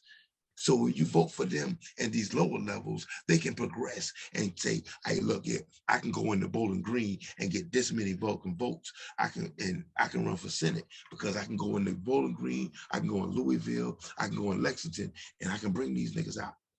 But if these niggas won't come out, you know what that nigga do? He just sit over there in fucking Bowling Green to lose goddamn elections for a city council. So as black people, do you feel like we've ever done that? Have we ever got forward in that? Like, has it been our problem always been not enough votes? Bro, we got a woman in the Supreme Court right now. So we're making those steps in the right direction, right? Like it's a progressive thing, right? It's a wheel that you got to keep rolling, right? I'm specifically talking about elected officials. I mean, the judge ain't an elected official, but the people who have to put the judge up there are. You got Cory Booker up there. He started as a mayor of Newark. He started as a damn little city boy, right? Hey. Barack Obama started as a goddamn community organizer around the way. He got a little state senate job. He beat somebody for a state senate job. But if you don't vote for those things, those people don't progress to become state U.S. senators. They sit down there and they sit in your fucking town and they still we say, oh, this nigga don't do nothing but come around here for some money. But dog, if y'all had voted for the nigga 12 years ago, his ass would have been out of here. He'd have been up in Congress somewhere making some fucking progress for you. I just don't believe that. But this is there's no amount of votes in this country. You can go ahead after this. I don't think there's no amount of votes. There's no person that we can get. There's no team or wave or political backing that we can get behind, whether it's just voting for your local person and calling that's it, or all the way up, taking voting all the way serious. What I'm feeling is no matter what, they gonna get in there who they want in there, bruh. You could overwhelming stats. I don't feel like because if that's the case, bro, with all the movements and stuff that we've had, we would have been somewhere. But like I said, after a while, shit just don't go nowhere. And is that because of us? Are we really that lazy, bro? Are we really just not? I got one thing before you say that. Wiz, I've been talking to you for about 2-3 months now. Oh God! And you have came to me with the most optimistic ass ideas that I've almost ever heard in my life. But on this one subject, you're gonna be defeatist. Oh, it don't matter. This the right? Only Why are you giving up? defeatist. Like that's what that sounds like. It's not about giving up. I'm looking at history, sounds like right? You're I'm giving up. For what y'all saying. If all we had to do was just give a fuck more and vote more, I feel like we would have been done that. It would have worked. We never did. No, so we never did. We never did. Okay. I'm under the impression that certain political movements and shit actually made way. I'm sorry. Barack Obama, and we still, if I'm not mistaken, only voted at 20 to 23% of the population. When no, I'm saying as a black people. Black people. Out of the 13% of black people that are in America, I only think it was 23%. 23% of them voted. when Barack Obama won, if y'all that was are the highest saying we we never voted enough, or we never gave a fuck enough to we go out never and vote. voted at 50%, nigga. You ain't never had 50% of niggas vote. Exactly. We've never had that. Okay. Nigga, black people never gave a fuck enough. And that's what I'm saying. Like, But this is black people care more about the performative action. How am you gonna make me feel good on TV? But I don't care about what you do behind the scenes, though. I respect that. I just Have never. you heard- I just go ahead. Have y'all bro. seen the cheat sheets that they give out at the political parties when you go vote? So in No. Alabama and Birmingham, I was out there passing out flyers, and there were people who were coming up and didn't know who they wanted to vote for. And they was like, do you got the Democratic cheat sheet or the Democratic blue sheet? And it was a blue sheet with all the boxes checked out. Where it's like, if you want to vote Democrat, this is who the Democrats want you to vote for. You can take that's this most sheet elections. in there with you, and you can copy it word for word, over, boom, boom, boom, boom. I thought on some of the sheets you could do it just box straight down. Like you can put all Republican or all Democrat. It depends. Yeah, you can go straight party line. You can just walk in there and just click party line and walk the fuck out. Go ahead. It's not a bad thing. It's not a bad thing for people to announce who's in their party and who they go. It's your decision when you walk in there. We can even we can even push this to a more positive note. What do you think it would take to get black people to vote? A nigga like me who just feel at this point, I just feel misinformed. I was under the impression that we have given greater efforts than 20-something% of the 13%. And I still like until we see that, and I guess it's gonna take niggas like me to go ahead and vote, right?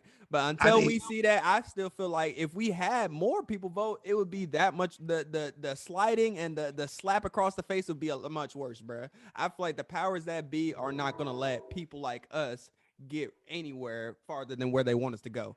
That's just how I feel until we start playing our own game. I agree with you in that sense because you keep drinking that Kool-Aid. That's how the powers that be stop you from voting. They didn't stop you from voting because they held you up. Yes, that's day. true. In Russia, in Ukraine, when they want to stop a bitch from voting, they just put tanks on their fucking street. If anybody come out the fucking house, we're gonna hit you with that bitch. That's how they stop you from voting over there. But over here, they just constantly just poison you and poison you and poison you. And you say, I'm not even going down there. But shit, they was like, shit, we won. We won today. Shit. I guess you're right. They scare you off from playing the game, so you never have a chance to win. They had to fire a shot. Exactly. They had to fire a shot for Wiz not to come down that motherfucker. But you go to Ukraine, them some bitches out there bitches about to die right now because they want their motherfucking vote. I guess you can say I've drunk the Kool-Aid because I just look at it. I look at it like I said, it's a game. I look at it as it's all flash and color, smoke screens and shit like that. You know what I'm saying? The president's a figurehead. I definitely subscribe to all That's that. what Kanye you know what doing. I'm saying? That's what Kanye there for. I would have voted for Kanye. Kanye is the chess. Kanye is the. And that's why we don't have shit. I would have voted. I feel like Kanye would have listened, bro. I feel like if we as black people told Kanye this dollars. That nigga ain't that good. That nigga he may have touched some booties. I won't ain't say got he millions did. of dollars because of no music. I'm gonna tell you right now. Fashion icon. Because I don't even like the nigga, and I was a fan. He's a creative I was genius. his biggest fan when he first came out, and I don't even like the nigga. So how you making billions of dollars when he lose fans? How you make billions of dollars? You think he got that from that Beyonce stunt? ain't lost a fan. Beyonce ain't lost one fan ever. Not one. She lost a few white fans. Really? That Well, didn't yeah. give a When fuck about you to begin with. When her dancers had fucking afros at the damn Super Bowl, all the white people were upset about that. She might have lost a 7. She's trying to be a Black Panther. But she ain't fucking losing no fans. But Kanye you said you can count on one hand. 7 Kanye fans. lose a fan every day. I don't know if we talked about it though. What y'all think though? What y'all think we can do as black people? Like what do you think it'll take to get niggas to vote or get niggas to care? Nothing. I don't have the answer to you. Trust me. I got the answer for black on black crime, but I don't have the answer for voting. I can tell What's you what's the answer for black on black crime? What is Stop it? giving pussy. Oh giving shit! pussy. Lock the pussy up. Oh Hey, shit! you act Stop like that's giving what pussy. you That's out the name of here. the episode. Niggas didn't You get no watch pussy. Chirac, nigga, like the rest of us. Nigga, if thug niggas didn't get no pussy, it would be no more motherfucking shooting. You think so? I do I think guarantee. that is the top cause of violence in the streets. That is a movie. No, it's not because the pussy causes it. I'm talking about the mind state of where the nigga got to go home to. Nothing. If he ain't got nowhere to go home, no home pussy, nowhere to go to get no pussy, and the nigga just out there every day, but the nigga can walk around and be a thug nigga and walk around the streets and bitches like him. He cool. If that shit wasn't cool, it wouldn't be no motherfucking thug niggas. Shit. Oh, so you saying the women stop appreciating? If women was like, "Yo, nigga, no, nigga." I mean, I do believe, and this isn't like this might sound sexy, but I do believe pussy does run the world to a certain extent. I feel like the most powerful man did whatever he did for a woman, for the affection of a partner in some cases. Nothing sexist about that. Yeah, I personally feel that way. So if that's your goal, to have that change what it takes to be appealing as a man, I can see that. Yeah, I'm telling you, if that was just right now a square, a bum nigga, whatever. I mean, don't get me wrong. Nobody wants to be with a square or a bum ass nigga. I ain't trying to say that shouldn't be the case, but if the goal is always acceptance, you know what I'm saying? For 99% of niggas who selling dope, the goal is acceptance. But if you're not accepted, then you're not gonna do it. I mean, that's just human nature. That's how you stop black on black crime. If you get a nigga can't get no pussy because he out here in these streets thugging and shit, that nigga will be right down there getting that $12.95. Just how you explained that, I do believe niggas will stop thugging at that exact point. They gonna be down there getting that $12.95. If all the women was like, shit, man, we got it. Nigga, I want that nigga to make that $12.95. I'm gonna make my 14, and we gonna put it together and go get this little apartment. What? What woman? I know that exactly. That's what he's saying. That's what he's saying. I just don't feel like it's all on women though. Like, yeah, that's what I'm saying. It's always us. Like every time niggas do stupid shit, it's a woman's fault, and that makes no sense to me. But it's the motivation. Great power comes great responsibility. I didn't say it's your fault. I'm saying it's their motivation. The fault lies on your motivation should be you wanting to be a better fucking person, not you wanting to get some fucking pussy, you dirty bum ass bitch ass nigga.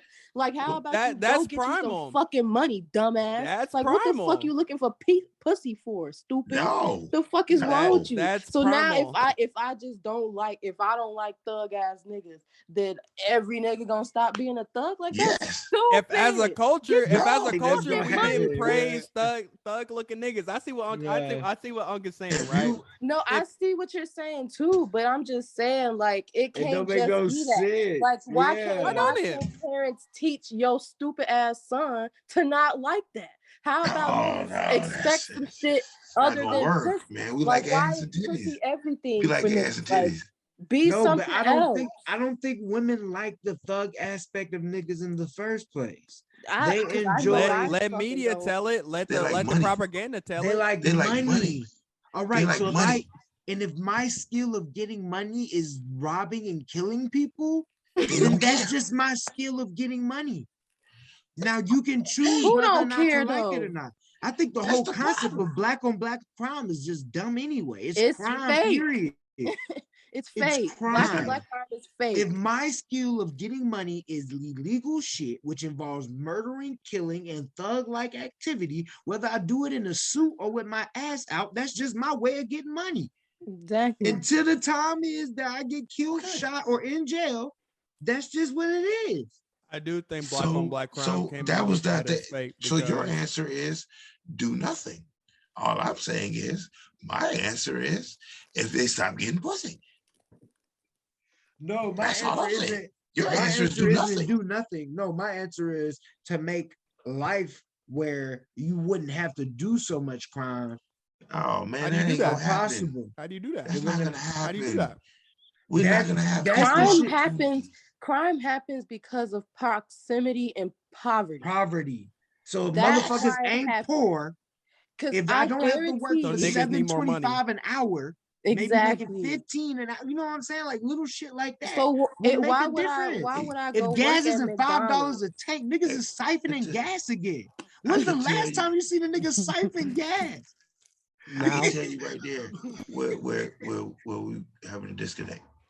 Because there was more poverty back in the day when there was less crime. You can drive the amount of money that people make, and you can trace that with crime going up the entire time. It was more If you just look poverty at the back in the steps, day. I mean, when you nigga, if you look at the house that my daddy grew up in, and Yeah, you look at them houses and shit like that, where they lived in the dirt, and they went out and they went and got money. You also looked at where crime rates went up. So to say that crime and poverty is just a hand-in-hand thing, that's bullshit. Because how many people are poor as fuck that don't commit a crime and despise crime? So that's putting another false narrative. Nobody's stealing because they're rich. I'm not going to go break in somebody's house But how many of them are stealing because they're poor? How many of them are stealing because they're lazy? I'm not going to call everybody lazy.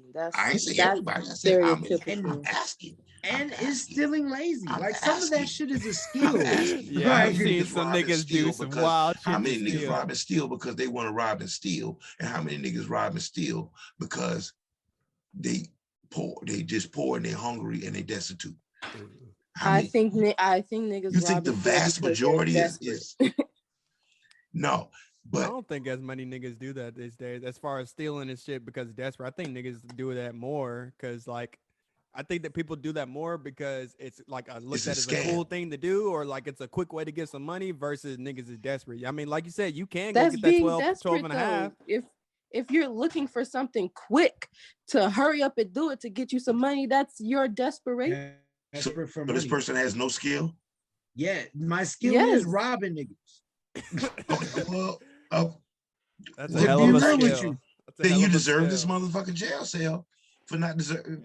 You can't be Hey, but you know what's also crazy? There's motherfuckers who get so nice at robbing that they like, damn, we'll never beat you or catch you. You gotta come work for us now. Yeah, I'm not saying it ain't. But and this is another thing. I want to go back to your poverty and we got less poverty crime shit. There are more laws now as opposed to back then. So there's more shit that is illegal to do. I can't just go kill somebody in the street. Like there's not wanted posters. You know what I'm saying? Like there were less laws back then. Now we got more laws, more civilization, more regulations and rules that come along with greater civilization in society. I don't think between what the time Unc's talking about and the time we talking about, I don't think it's changed that much because I think you're talking about the difference of hundreds of years versus now.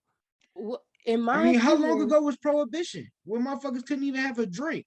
So then I was really like speaking on the 50s, 60s, and 70s.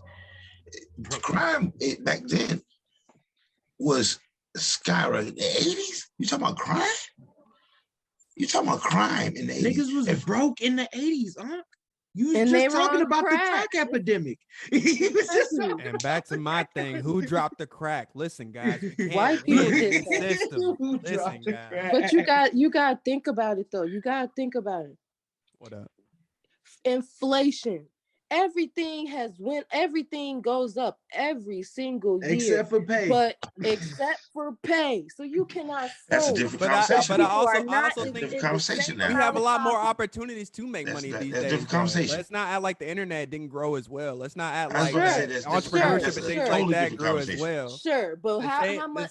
How can you how often will you be able to get rich off of fucking YouTube videos? Yes, we see a whole lot of people doing it. So if I just make a fucking YouTube video right now, as such is what we're doing. When we finna take off? You have the option. Speaking of, we got our sponsors. You got options. Nigga, you got options that niggas didn't have. Of birth than Des Bryant. Nigga, you have a better chance of going in your room right now with your girl and coming up with a Des Bryant. That's very true. Than making it on internet. That's very true. And niggas take that option. That's what we was talking I'm about just earlier. saying. If niggas wasn't so much worried about this, then we could have better quality. You had a better chance of being King Richard than you do being motherfucking Tila Tequila. I think it's just like, bruh, you can either niggas pretty much everybody has access to Instagram, right? You can post your pack on Instagram, or you can post these pictures and say you do videos. You know what I'm saying? You could do either or. That opportunity wasn't a thing 20, 30 years ago. Bro. Yeah, but let's not act like niggas is like, we're really reopening the trading and bartering system. Like, I'll do Very photos for much so. you give me some The value t-shirts. that you Like, create is definitely niggas is your not, worth at like, this point. motherfuckers ain't really capitalizing and making millions of dollars. The only niggas that's making a bunch of That's what money I'm is saying, niggas that like- like owning land right now. And even then, it's like a crapshoot. Like, you sell 3 houses and hope you make enough money for the year. But if you don't push them 3 But my houses, nigga, right, the like, opportunity it's of over even with. getting into real estate wasn't even a thing that much long ago. Like, you know what I'm saying? I feel like there's That's true. opportunities right now. So it's versus No, like Yes, it's the always been an opportunity is option. there. And It's let me tell you always been an something. option. And let me tell you something. it's always been an option. One of Yes. the only thing older than real estate in this country is prostitution. I don't know what the fuck you talking about. That's Because what I'm real saying. estate been around since Forever. forever. But I see more black But people that's in why- the last 10 years than I've ever And seen that's in how all I of them. know. And that's how I know we're making progress in the right direction, because the oldest term in the book was all the Jewish people own all the land, all the Jewish people own all the land. It ain't like that right now. All I hear is about niggas buying houses. Yo, you got a house, man? I got a couple properties. I got a little tenant spot over here, this, that, and the third, which sounds like we're making steps in the right direction. It's crazy that our process takes so much fucking longer than everybody else, but I really feel like we always choose the hardest route for ourselves. Oh no, I'm gonna tell you why our what routes process takes available. longer than this. Because, and I'm not a big guy with the, so you know me, I ain't the whole systemic racism type of guy. But one thing about it is, when you're starting from no capital, I mean, I own my own business, and I can tell you, the problem is we start with no capital. We don't have the capital that these crackers got. They can go in there and they can get capital, and they have capital. And when you don't have that, you're starting from a disadvantage. So for me, being in the first couple of years of my business, these are the hardest fucking years because I don't have no fucking capital. What I make is what I When you fucking... say capital, for the folks, we talking about wiggle room, access money in the front. Like when shit Capital breaks down, just have it able to move. Capital is actually defined is actually cash on hand for you to have fucking money, for you to fucking progress, And they for have you to take your lumps, for you to take your lumps. My truck broke down 3 times in the first year. How long you been a business owner? You just started your business like a couple years ago? Yeah, I started it as a courier service. Had a Sprinter van. I was running courier service I did that for 2 years. And then I bought my big truck. That's when I bought my 26-foot truck. And then I fucking been doing that for like almost a year and a half now. Okay, so you've been in business for a few years now, right? Have you always been a businessman? Like, is this your first business that you've legally printed? Nigga, I taught myself how to fucking do everything. Nigga, YouTube will teach you how to get a college degree. Shit. I'm in YouTube University he too as graduated well. YouTube University. I was about to say I'm in YouTube University. I'm in year 3, going on year 4.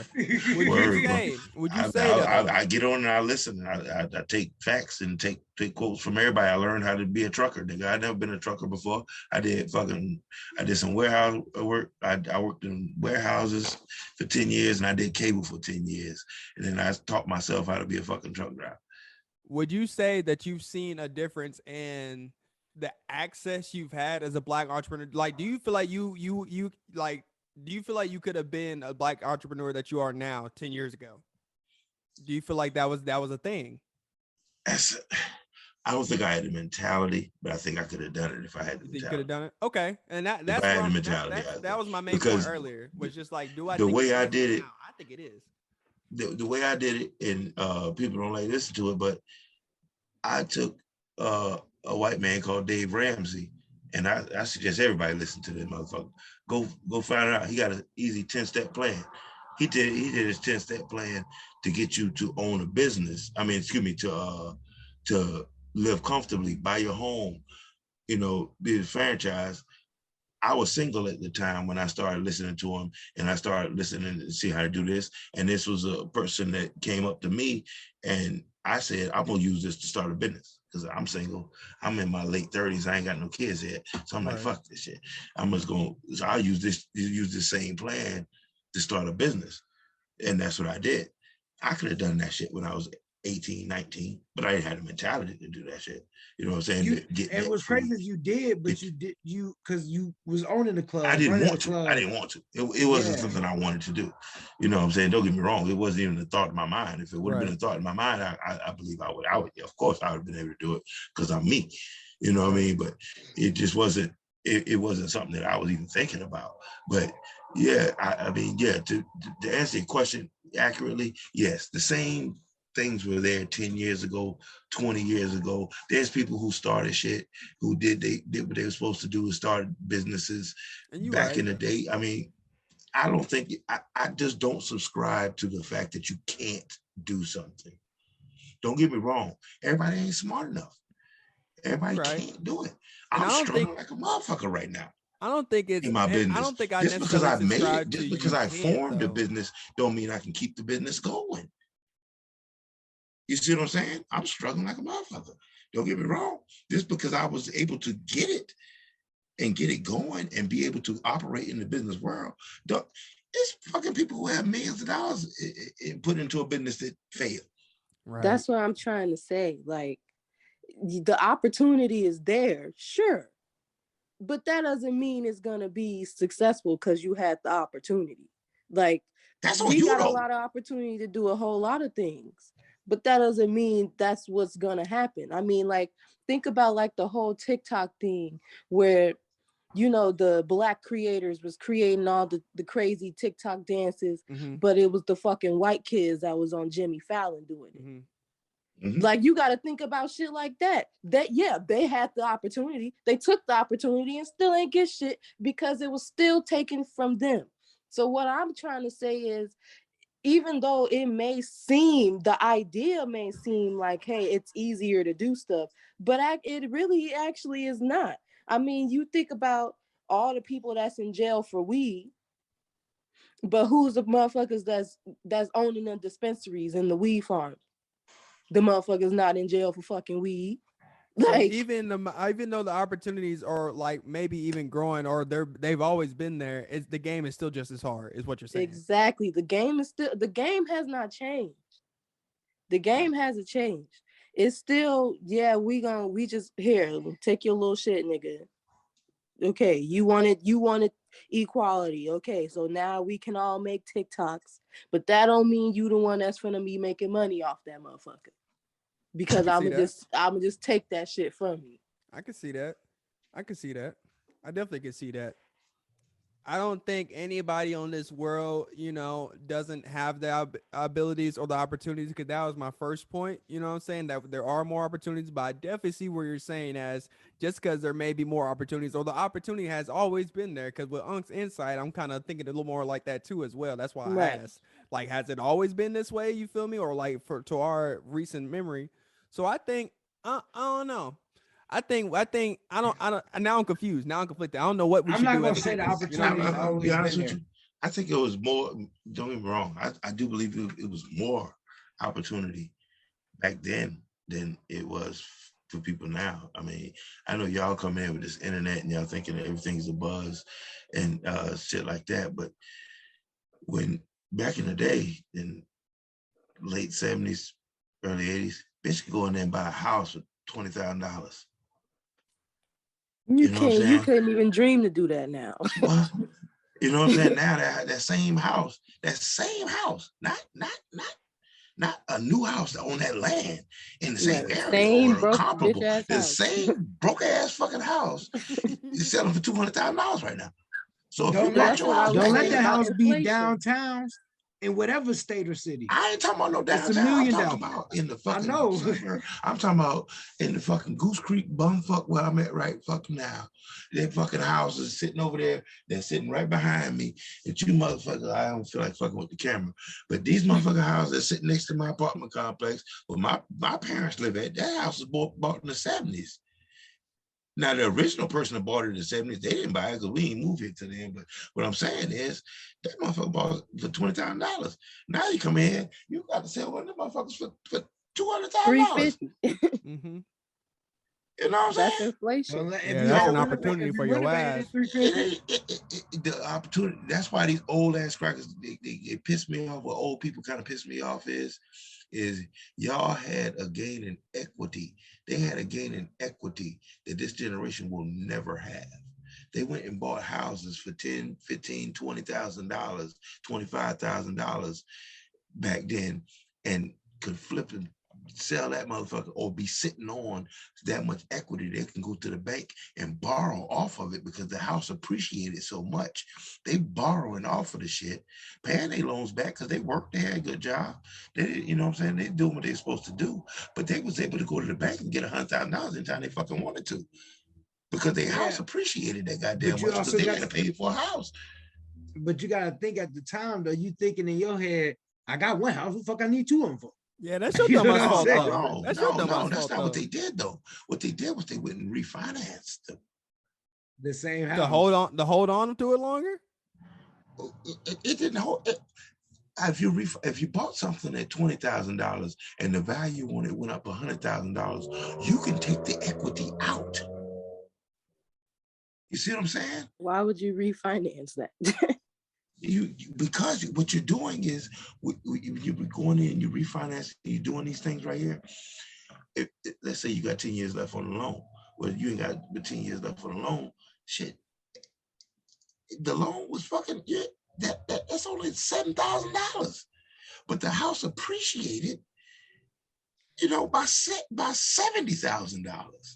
Mm-hmm. So that's why they went in there and did those. That's why I don't know about not y'all parents, but my parents and the generations before my parents were able to produce so much wealth. They were able to go out and buy so much things. They were able to do so much stuff that's just not available these days because you're spending $20,000, $230,000, $300,000 on your house when you come out and you try to buy your first house. Well, how much is that shit going up? Shit, you ain't going to get no equity out that motherfucker in the next 10 years. Shit, 20 years. So if you bought your house in 1980, come 2000, you bought your house in 1980 for fucking $30,000, $40,000. Year 2000, that motherfucker was $200,000. And that's funny though, because your generation is the generation that's out there looking for houses. Everybody I talk to, bro, we want apartments and condos and stuff like that. Because you don't have no equity. Because you're never gonna have equity out your house.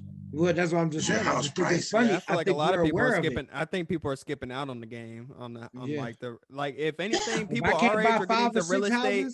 Are getting into like the real estate game. We're not looking to be homeowners. We're looking to we're looking to be business owners, like real estate owners. You know what I'm saying? Because there's no equity in your houses. That's true. You can't go out there and buy you a house and say it's gonna be your foundation. You spending $200,000, $300,000 on that motherfucker. You'll be paying it off for 30 years. Exactly. That's why you got to get in the NFT game, Unc. Telling you, you can afford whatever the fuck you want.